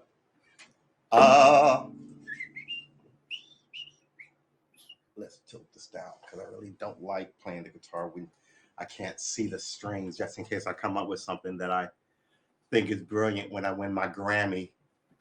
And by Grammy, I mean Grammy, when my Grammy gives me cookies because I play a nice guitar.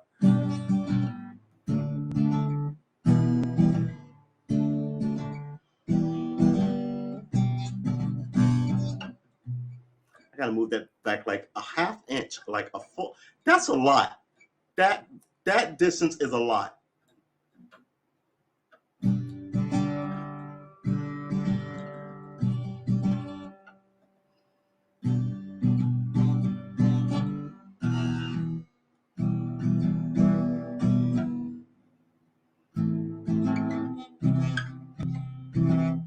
This is my C.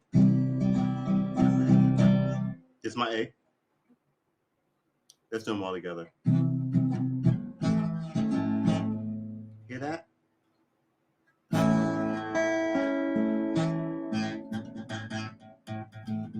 Same problem. What was I doing the last time? I was doing it with 2 fingers, right? But that's bad.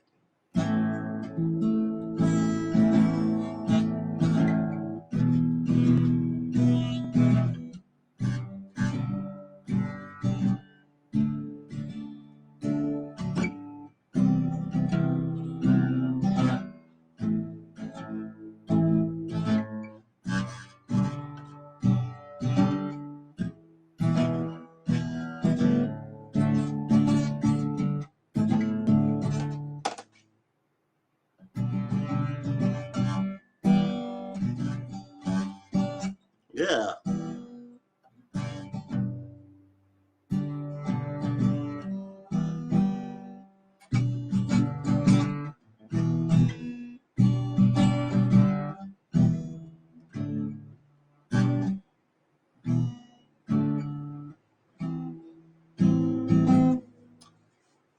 Boy, I gotta tell you, my fingers hurt. I feel good about it. I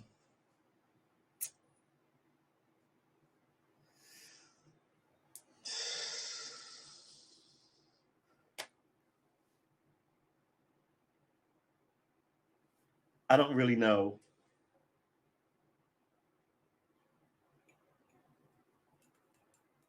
I don't really know what the outcome of these pods are supposed to be. I know for me, it's to play the guitar and not talk about politics. But then I find myself, because I'm good at talking about politics, I find myself talking about politics and playing less and less guitar. But I don't hate on it. I do like talking about politics. So that's what I was thinking about earlier about just making it a diary, because it'll be about me giving you my opinion about politics. and then me playing the guitar. Not really about having a show so much as I am about chit chatting it up with you, ladies and gentlemen, birds and bees, bushes and trees, rocks and sand. What is the opposite of rocks? I think sand would be the opposite of rocks and not water or fire. These elemental planes that we all love to put in comic books and stuff. All right, so what are we doing here? We've been streaming for an hour and 41 minutes. We could give it another 20 minutes of me playing the guitar, but my fingers hurt now, which is good. It's been about 11 hours. Nah, about 10. So it's 8. Yeah, it's been about 10 hours.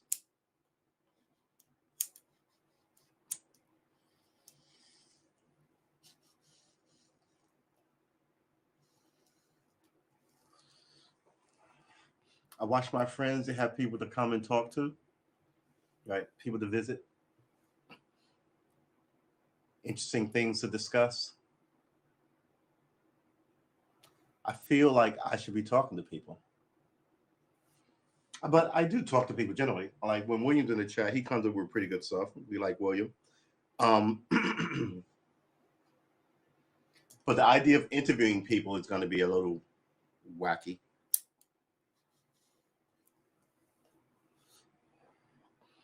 I mean, it is what it is, right? People are, what's the word I'm looking for? People are, let's tilt that up. Ooh, that's pretty decent. Ooh. People are what they are. Some people are very social. I'm social and talkative. Some people are quiet and reclusive, or reclusive. I'm about to say secluded, but they're the same thing. Uh, but how do you get all these people to interact on the internet, right? I mean, people who are reclusive won't come to your party in the IRL, right? Uh, so how do I get people to engage with me who don't just want to fight and scream about everything, who might be willing to solve a problem or two, right? Isn't that what makes America great? Like solving shit and getting rich, or seeing the country and writing a book about it, or painting, or pointing your finger at the government, or right? There's 1,000 ways to be you and notable, even if you don't want to be notable. Nobody knows what's her name? Sia looks like. No one knows what Banksy looks like, right? So, but you can still, you know, say your piece. How do we get more people to say our piece? I really do think that the system is rigged against the common, everyday, average man and woman worker who's trying to get what their parents and grandparents had, right? But now you can't buy a house because that money or that whatever is in one guy's account. I think the billionaires are on a race to $1 trillion. And I think before they get there, the people will string them all up because this is fucking ridiculous. Oh, I wish I would have ground up. Well, what do I have here?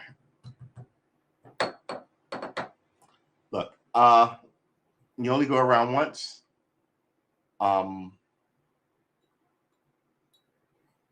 Be interested in something. Some people are interested in music, and God bless them. I mean, I love the stuff that they make, right? Some people are interested in writing fiction and biographies, and God bless them. I looked up some of the books about that were not autobiographical. Those books we looked up, I want to say 2 days ago, that I have a copy of somewhere around here. That right. So whatever you read, but some people don't feel anything, right? They've completely given up, and my whole thing is, you can't give up. Can't give up. Like suicide is a thing, man. And every day something different. Look, the internet should tell you. I'm over here trying to get the last of this into a pipe without making a mess. The internet should tell you that the world is interesting. The internet should tell you that. Uh, so I mean, and there's multiple reasons why people take themselves out of this place, right? Some mental illness, but you should never be bereft of hope. And we talked about this earlier. People go, well, I was living in my car and now I'm a CEO of something, right? You can you can turn it around. You should never completely give up. And you only ever completely give up when you lose hope. And you can't ever lose hope. I mean, even when you get your most depressed, you have to go back and think of the things that you enjoy and maybe sort of slightly reinvest in some of those, right? And maybe that'll be the thing that puts one foot in front of another in a different direction, right? This is my anti-suicide speech, if you haven't realized it. But I mean, people give up their lives for noble causes. That's better, right? Military people do it all the time. Um, the famous Black Hawk, when the plane went down and two guys on the good plane was like, "We'll stay and watch their back," and then they died there, right? And everybody, that's what they call it, suicide missions. I don't want to go on one. You don't want to go on one. But remember when um, what's the reactor in Japan after the tsunami? They sent like 13 guys in there to shut the reactor down so it wouldn't blow up, and they all died within like 2 years, and they knew they were going to. That's sacrifice, right? So I get it, but that's not what we're talking about. We're talking about people who feel like in this pandemic they can't get it together. They don't like their job. They may not have a spouse, or they may be stuck in for the moment financially with their spouse, and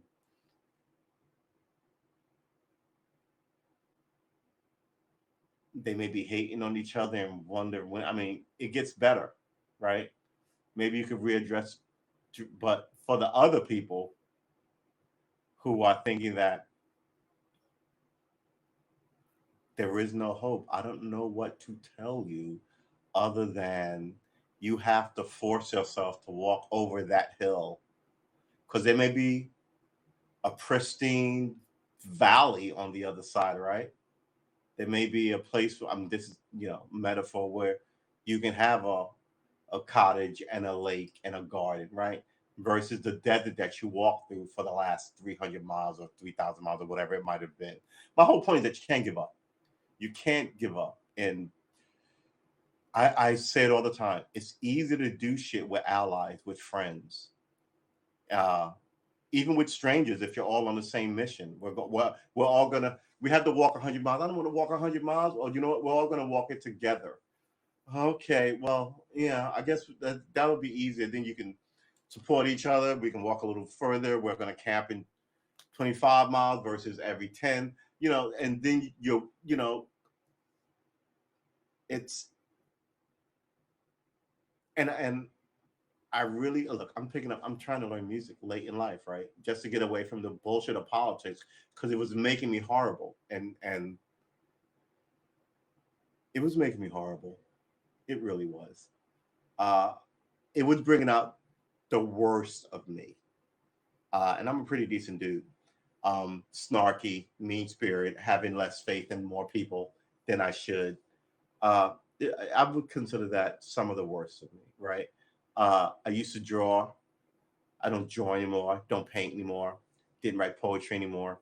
All that stuff that nobody thinks is cool, right? But everybody likes to go and watch in museums or on MTV. Why don't you do it yourself, right? If it's that miserable, reinvent yourself before you cancel yourself. But I mean, it sounds simple for me to say on this YouTube channel, this Twitch channel, this Haps channel. Easy for me to say, but I don't know you personally, what you're going through. Uh, if this message is pegging your ear, right? I really don't. All I can tell you is It's like the lottery. You got to be in it to win it, but not just be in it. You have to sort of take controls. Like you can't be a leaf on the wind, right? Even if you fail to get there, you have to strive to get someplace. Someone once told me, what's the old bullshit? Um, if you shoot for the stars and miss, you'll still hit the moon or some shit like that. It's corny, but yeah, I get it. If I try to run train for an ultra marathon, which is 100 miles, and I only can do 40, I'm still doing twice a regular marathon, right? I totally get it.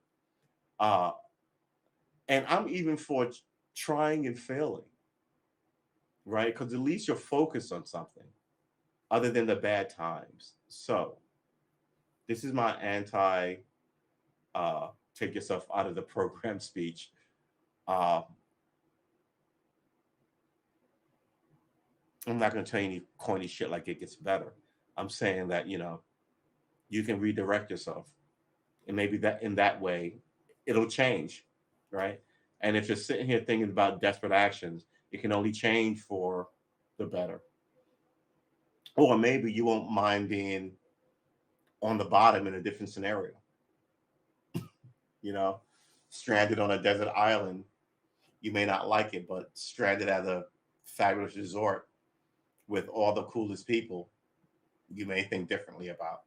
Uh, but a lot of it comes down not just to being so internally inward, like doing stuff, painting, and trying to it's also doing shit outward, talking to people. And I'm not talking about saying about your problems, but like just shoot pool, listen to their problems and go, oh, my problems aren't so bad. Or, oh, I can solve his problem. Maybe I can solve my problems. Um, I think society at large wants you to pop as many pills as you can pop and then come see them next week and then pop some more pills.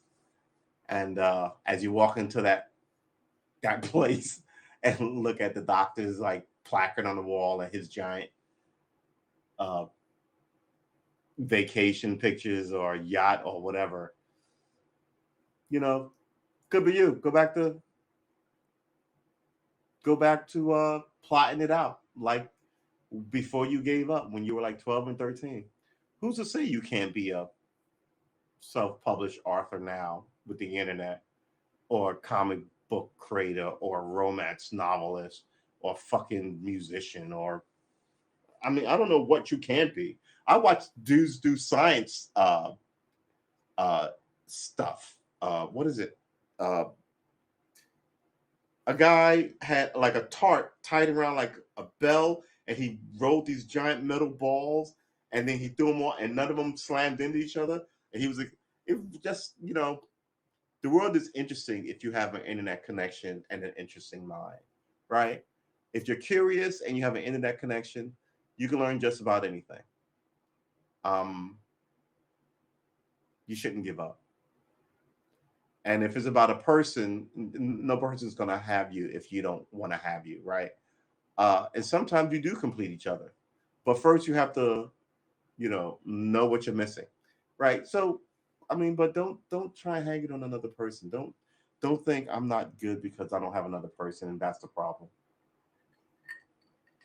What you need, if this message strikes you, is to know that, man, whew, I mean, be honest about it. Ooh, I am near fucking bottom on this, and everything is bad, or it could get worse. But you know, I'm not gonna give up, and I'm gonna, you know, and once you start plotting a way through it or out of it or whatever the case may be, once you start plotting, shit changes. I mean, it might get worse for a shorter period of time, right? Like if you go back to school, it's gonna suck until you get back up to learning how to study, and because you've been out of it for a while. So maybe that first semester or two, you feel bad. That's a semester or two is like 6 months every day feeling bad and not dropping out, and then somehow finding a way to, all right, I got the kids to do this, or I got the wife to do this, or the husband to help me out to do, and and at least I get like an hour and a half a night. I'm gonna miss my show, my TV show, and Blaze Anatomy, or whatever the case may be. But then, after you get into the stride of it, it's like a check mark, I always say, right? It goes down for a little bit and then it begins to come up. Um, but you can't expect, like, if you're depressed and sad, you just can't stare at the downward trajectory, right? You're not in a falling World War II plane, right? You have to look at the scenario differently. So yeah, it takes a little imagination. So maybe look at it like, instead of like history, look at it like your greatest fantasy hero, right? The at his darkest, he does one thing, but then by the time his story, which is your story, turns around, it turns around. So yeah, we're fans of sacrifice. We get it. We're not fans of waste, and I think taking yourself out of this is a waste. Um, but don't get me wrong. I think it's easy to do it with people, with allies, right? This is why I enjoy. Look, I was talking about this earlier. I enjoyed church when I went to church because, yeah, I hate to say it, don't tell anybody, but I had to put up with the speeches, and I was like, all right, fine, whatever. But after that, I got to hang out with the people that who didn't go to my school that I only saw on Sundays and run around, and they fed us at church, and it was nice. It was still communal, right? Um, Church gets a bad rap. I think there are shitty people in church, like the Boy Scouts get a bad rap. And I think the Boy Scouts were invaded by sinister people, right? I mean, the Boy Scouts, what were those kids doing? The Boy Scouts weren't making drug dealers and criminals. They were like guys were going into school and college and trying to be. I mean, that's good. You should want that in your system, right? And now they're almost out of business because, you know, bad people showed up and slipped into their woodworks and destroyed their foundation. But it should be saved. I mean, I think we need more Boy Scout troops, and I don't think it should be so man. Now, do I want to say mamby pamby? No, I don't want to say that. I don't think it should be so lame. If I had a Boy Scout troop, it'd be balling out of control. Uh,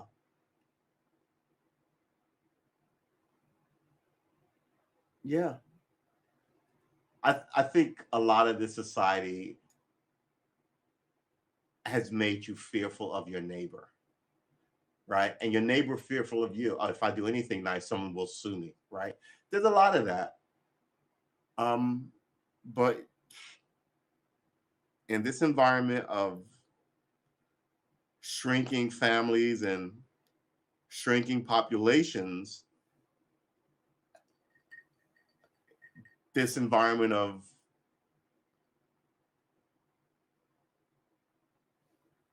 climate change, environment of uh, less social upward mobility, less people going to college. Look, and by the way, less men in college is a bad thing for the society. I don't care if you educate every single woman. If you've got every single man uneducated, he's going to be angry. So you might want to fix this. I'm pro ladies, but man, I think this society is always talking about girls and women, and it should be everybody. All the young people deserve a break. Like, they deserve college, and they deserve some health care, and they deserve all of the children, all of the young. Well, I'm saying young people because I'm older than. But why? I mean, you know how it would sound if I said, um, we did the same thing with elder people. We want to make sure that there are uh, good care and elderly home, old folks. Do we still call them old folks homes? Right? Are they elderly homes or some shit? Do we like for the ladies? And you go, what about the guys? Fuck the guys. We want to make sure that uh, these older women can relax comfortably in their old age. Yeah, but what about the men who? Well, yeah, fuck those guys. It's everybody, And then people eventually go, man, this system is rigged for whatever group that they feel hasn't. And I think the super easy target is in about 15 years, if this keeps going on, is going to be ladies. And then it's going to be violence. And I hate to say it, ladies, but you are not anywhere near as good at violence than the men are. Yeah. Yeah. Look at the history. How many wars have the ladies started? And I don't mean, wow, she's so pretty and sexy, I'm going to start a war for her. I mean, a lady going, all right, men, or ladies, all right, ladies, get your swords and your battle men up. We're going to go and knock these, I think a lot of this, it's people not looking at the long view. There is a long view, and I don't think a lot of people see it. And when it all gets bad, I think people think I won now, like Afghanistan. Afghanistan was like, oh, we're gonna take all this American money. We're not gonna do anything. Oh, look at me. I'm rich now. Last year, I made $70 a year to feed my family. Now I have a ridiculous amount of money. I have $1 million. I might as well be a trillionaire here in Afghanistan. These stupid Americans. And then when Americans left, all of a sudden the murders and lynchings and hand cutting off things and you being in bed with the Americans have come back to haunt you. And now you're like, oh my God, I hate this society. Well, you had a chance to change it, but the first thing you thought about was what? I have no pity for them. And I also think that people here who got rich, it's profiteering. Let's look up profiteering, for God's sakes. We are back on it. All right. We've been streaming for 2 hours. Oh, man. Let's look up war profiteering and see if it's illegal. All right. War profiteering is a war version of if a hurricane comes by and I charge you $10 a gallon for gas so you can get out, or $20 for a carton of milk. That shit is illegal, right? War profiteering is illegal too. A war profiteer is any person or organization that derives profit from warfare by selling weapons and other goods to parties at war. The term typically carries strong negative connotations, because people lost their kids. General profiteering, making unreasonable profit, also occurs in peacetime. Yeah, I just said that. So war profiteering, general profiteering. An example of war profiteering where the shoddy millionaires was a derogatory term for the war profiteers in the North during the American Civil War. Allegedly, they supplied the Union Army with faulty uniforms made from reprocessed shoddy wool rather than virgin wool. So they were from the North, and they sold the North shitty equipment, right? If you sell the enemy shitty equipment, then it's all part of warfare. Like during the, I thought this was brilliant, quite frankly. During the Syrian civil war, Bashir al-Assad would slip into like selling arms, like bullets to the insurgents, I guess, right? That would explode in the gun and sometimes kill the shooter. And it makes you question your ammunition. It's a really genius way of undermining your enemy by slipping something into like the system. I was like, wow, that's just fucking brilliant. It really, you would have to make your own ammunition, right? But yeah, but who are likely so recycled wood and cardboard shoes to soldiers during the American Civil War. After the war is over and you won, you go and you arrest these people. You take everything they have and you throw them in jail. But here in America, no one ever goes to jail. Like I say, if you make more than $150,000 and it's not sexual, You can steal from anybody. It's not sexual. It's not violence. You can steal from anybody. Because with that much money, you can hire somebody who knows somebody or someone else is doing the same thing, and they try and keep these weird fucking things legal. Uh, Cardboard shoes, mind you, the Civil War. I mean, it was in the North, right? There was freezing, blizzards and shit. Yeah, some have argued that major modern defense conglomerates like Lockheed Martin, Boeing, BAE Systems, General Dynamics, and Raytheon fit the description post 9/11. Yeah, they just made $7 trillion. These four. This argument is based on the political influence of the defense industry. For example, in 2010, the defense industry spent 144 million on lobbying and donating over 22.6 million to congressional candidates to get billions of dollars. Hey, if I gave you a nickel so you could vote to give me $1 million, why wouldn't I vote to give you a nickel? Why wouldn't I, right? You see what I'm saying? It's so, oh my God. I mean, remember, this has been a thing since the 50s. This is why I think someone's going to have to take this bitch over. Because Eisenhower, on his exit after winning World War II, realized that these people were not going away. And they set up shop. And they've been there ever since. How much did Afghanistan cost us? How much?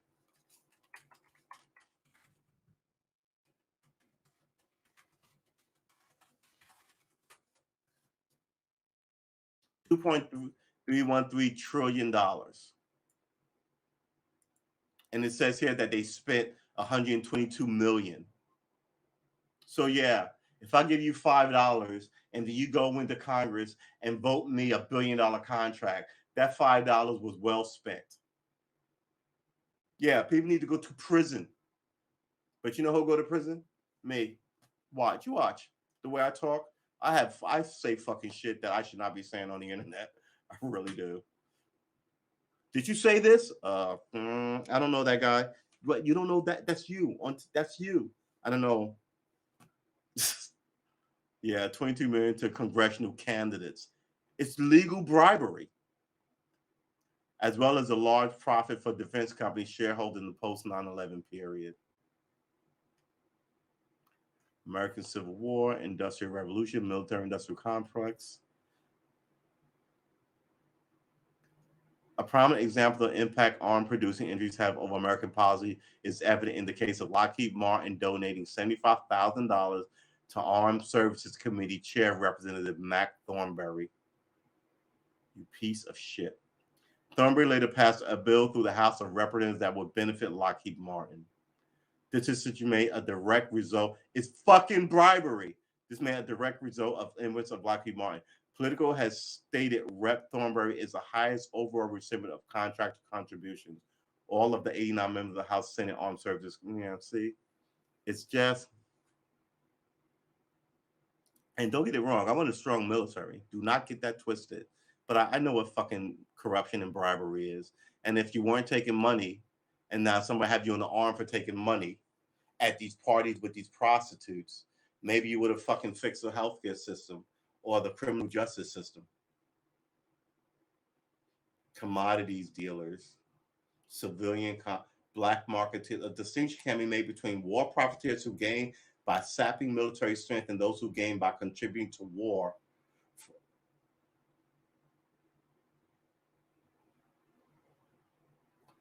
A distinction can be made between war profiteers who gain, I would say, who one, gain by sapping military strength, and two, those who gain by contributing to war. For instance, during and after World War II, enormous profits were available by selling ration goods like cigarettes, chocolates, coffees, butter on the black market. Okay. Dishonest military personnel given oversight over valuable property sometimes diverted ration goods to the black market. The charge could also be laid against medical and legal professionals who accepted money in exchange for helping young men and nascent politicians evade a draft. Yeah, the state. The war initially had the object of territory expansion and resource gathering. The country may also profit politically and strategically, replacing governments that do not fulfill its interests by key allied governments.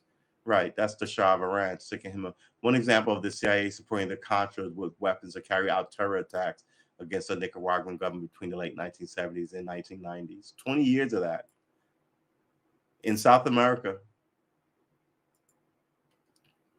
we don't talk about that because that's right on our doorstep, and we had a really shitty effect on it. Politicians, scientists, and researchers, war provides demand for military technology. All right, so if I built a better way to murder people as a scientist, okay.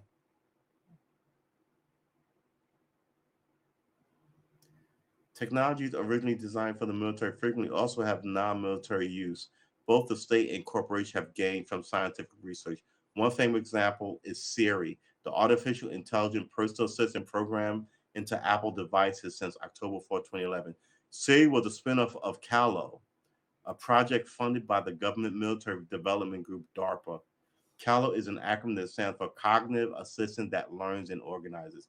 Well, yeah, I mean, we give the money to the state, and then the state gives it to a private company, and the private company sells us. But you have to be who? I mean, they're not giving it to me. I mean, we pay for a lot of stuff that comes back to haunt the American citizen, and we don't get health care or fucking any of this shit.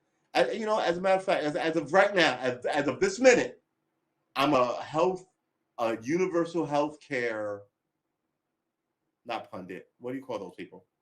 Advocate. I'm a universal healthcare advocate. Everyone should have fucking universal healthcare. It doesn't make any sense that you're making this much money on war and murder. Yeah, right. In pop culture. Yep. All right, let's cut this off. Click. $2.13 trillion. Shame on those people. All right. We have been streaming for 2 hours and 13 minutes. Remember, if you're sad and unhappy, uh, switch up your. I'm not going to say redouble your efforts. I mean, that's just banging your head twice as hard against the wall.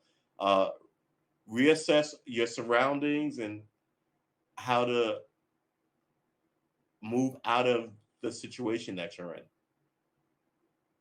and then take those steps to do that.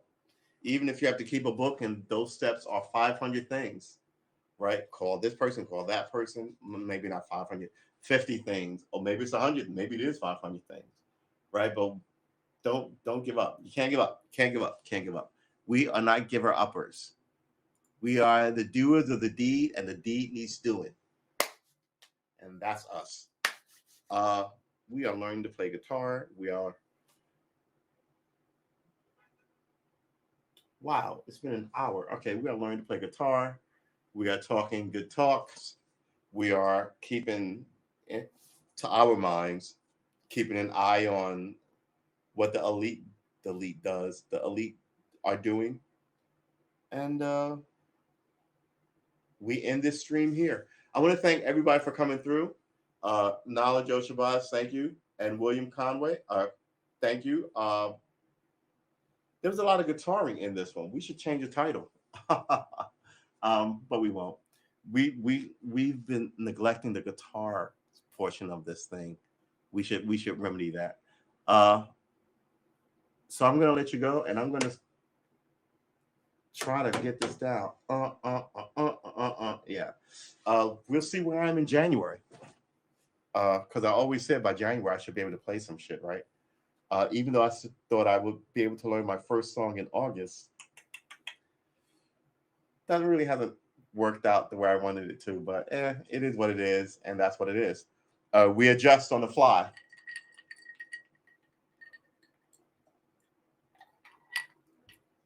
I want to thank everyone. Your time is valuable. Thank you for spending some of it with me.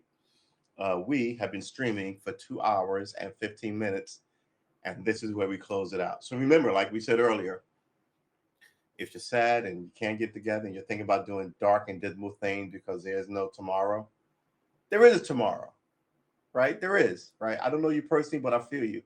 Uh, Have a good night, William. Thanks for coming through. Do not be so, do not be so, what's the word? I'm trying not to be judgy, but do not be so, do not have so much faith that nothing will change. I want you to have faith, right? And not give up hope. But you have a lot of faith that nothing will change. That's faith in itself. So now you just have to change that around, right? I'm creative, so I'm always talking about writing a story, shooting a paint, or painting a picture, or something like that. But I don't think, oh, I'm sad because that guy or that girl don't like, or those people. That's that no. Shame on you if that's it. Uh, but if it's a job, uh, people are switching jobs now. Like I said, it'll suck for a little bit before you get into the know-how of it. Um, just don't give up. Have faith in not just you, but the situation changing. Right? Have faith in your ability to change the situation. All right. All right. I will see you tomorrow, 6:30 for the next one. And the next one is tomorrow at 6:30. Huh. It's odd how that works out. Remember, we're here every day, Monday through Saturday. Sundays, we're here at 7:30 a.m. for the Sunday session, which is choice. It counts for 2 weeks, cleared your soul. You might want to come and get some of that. I will see you in the next one. And the next one's tomorrow, 6:30. Uh, thanks again. Wow. Peace out, guys and gals.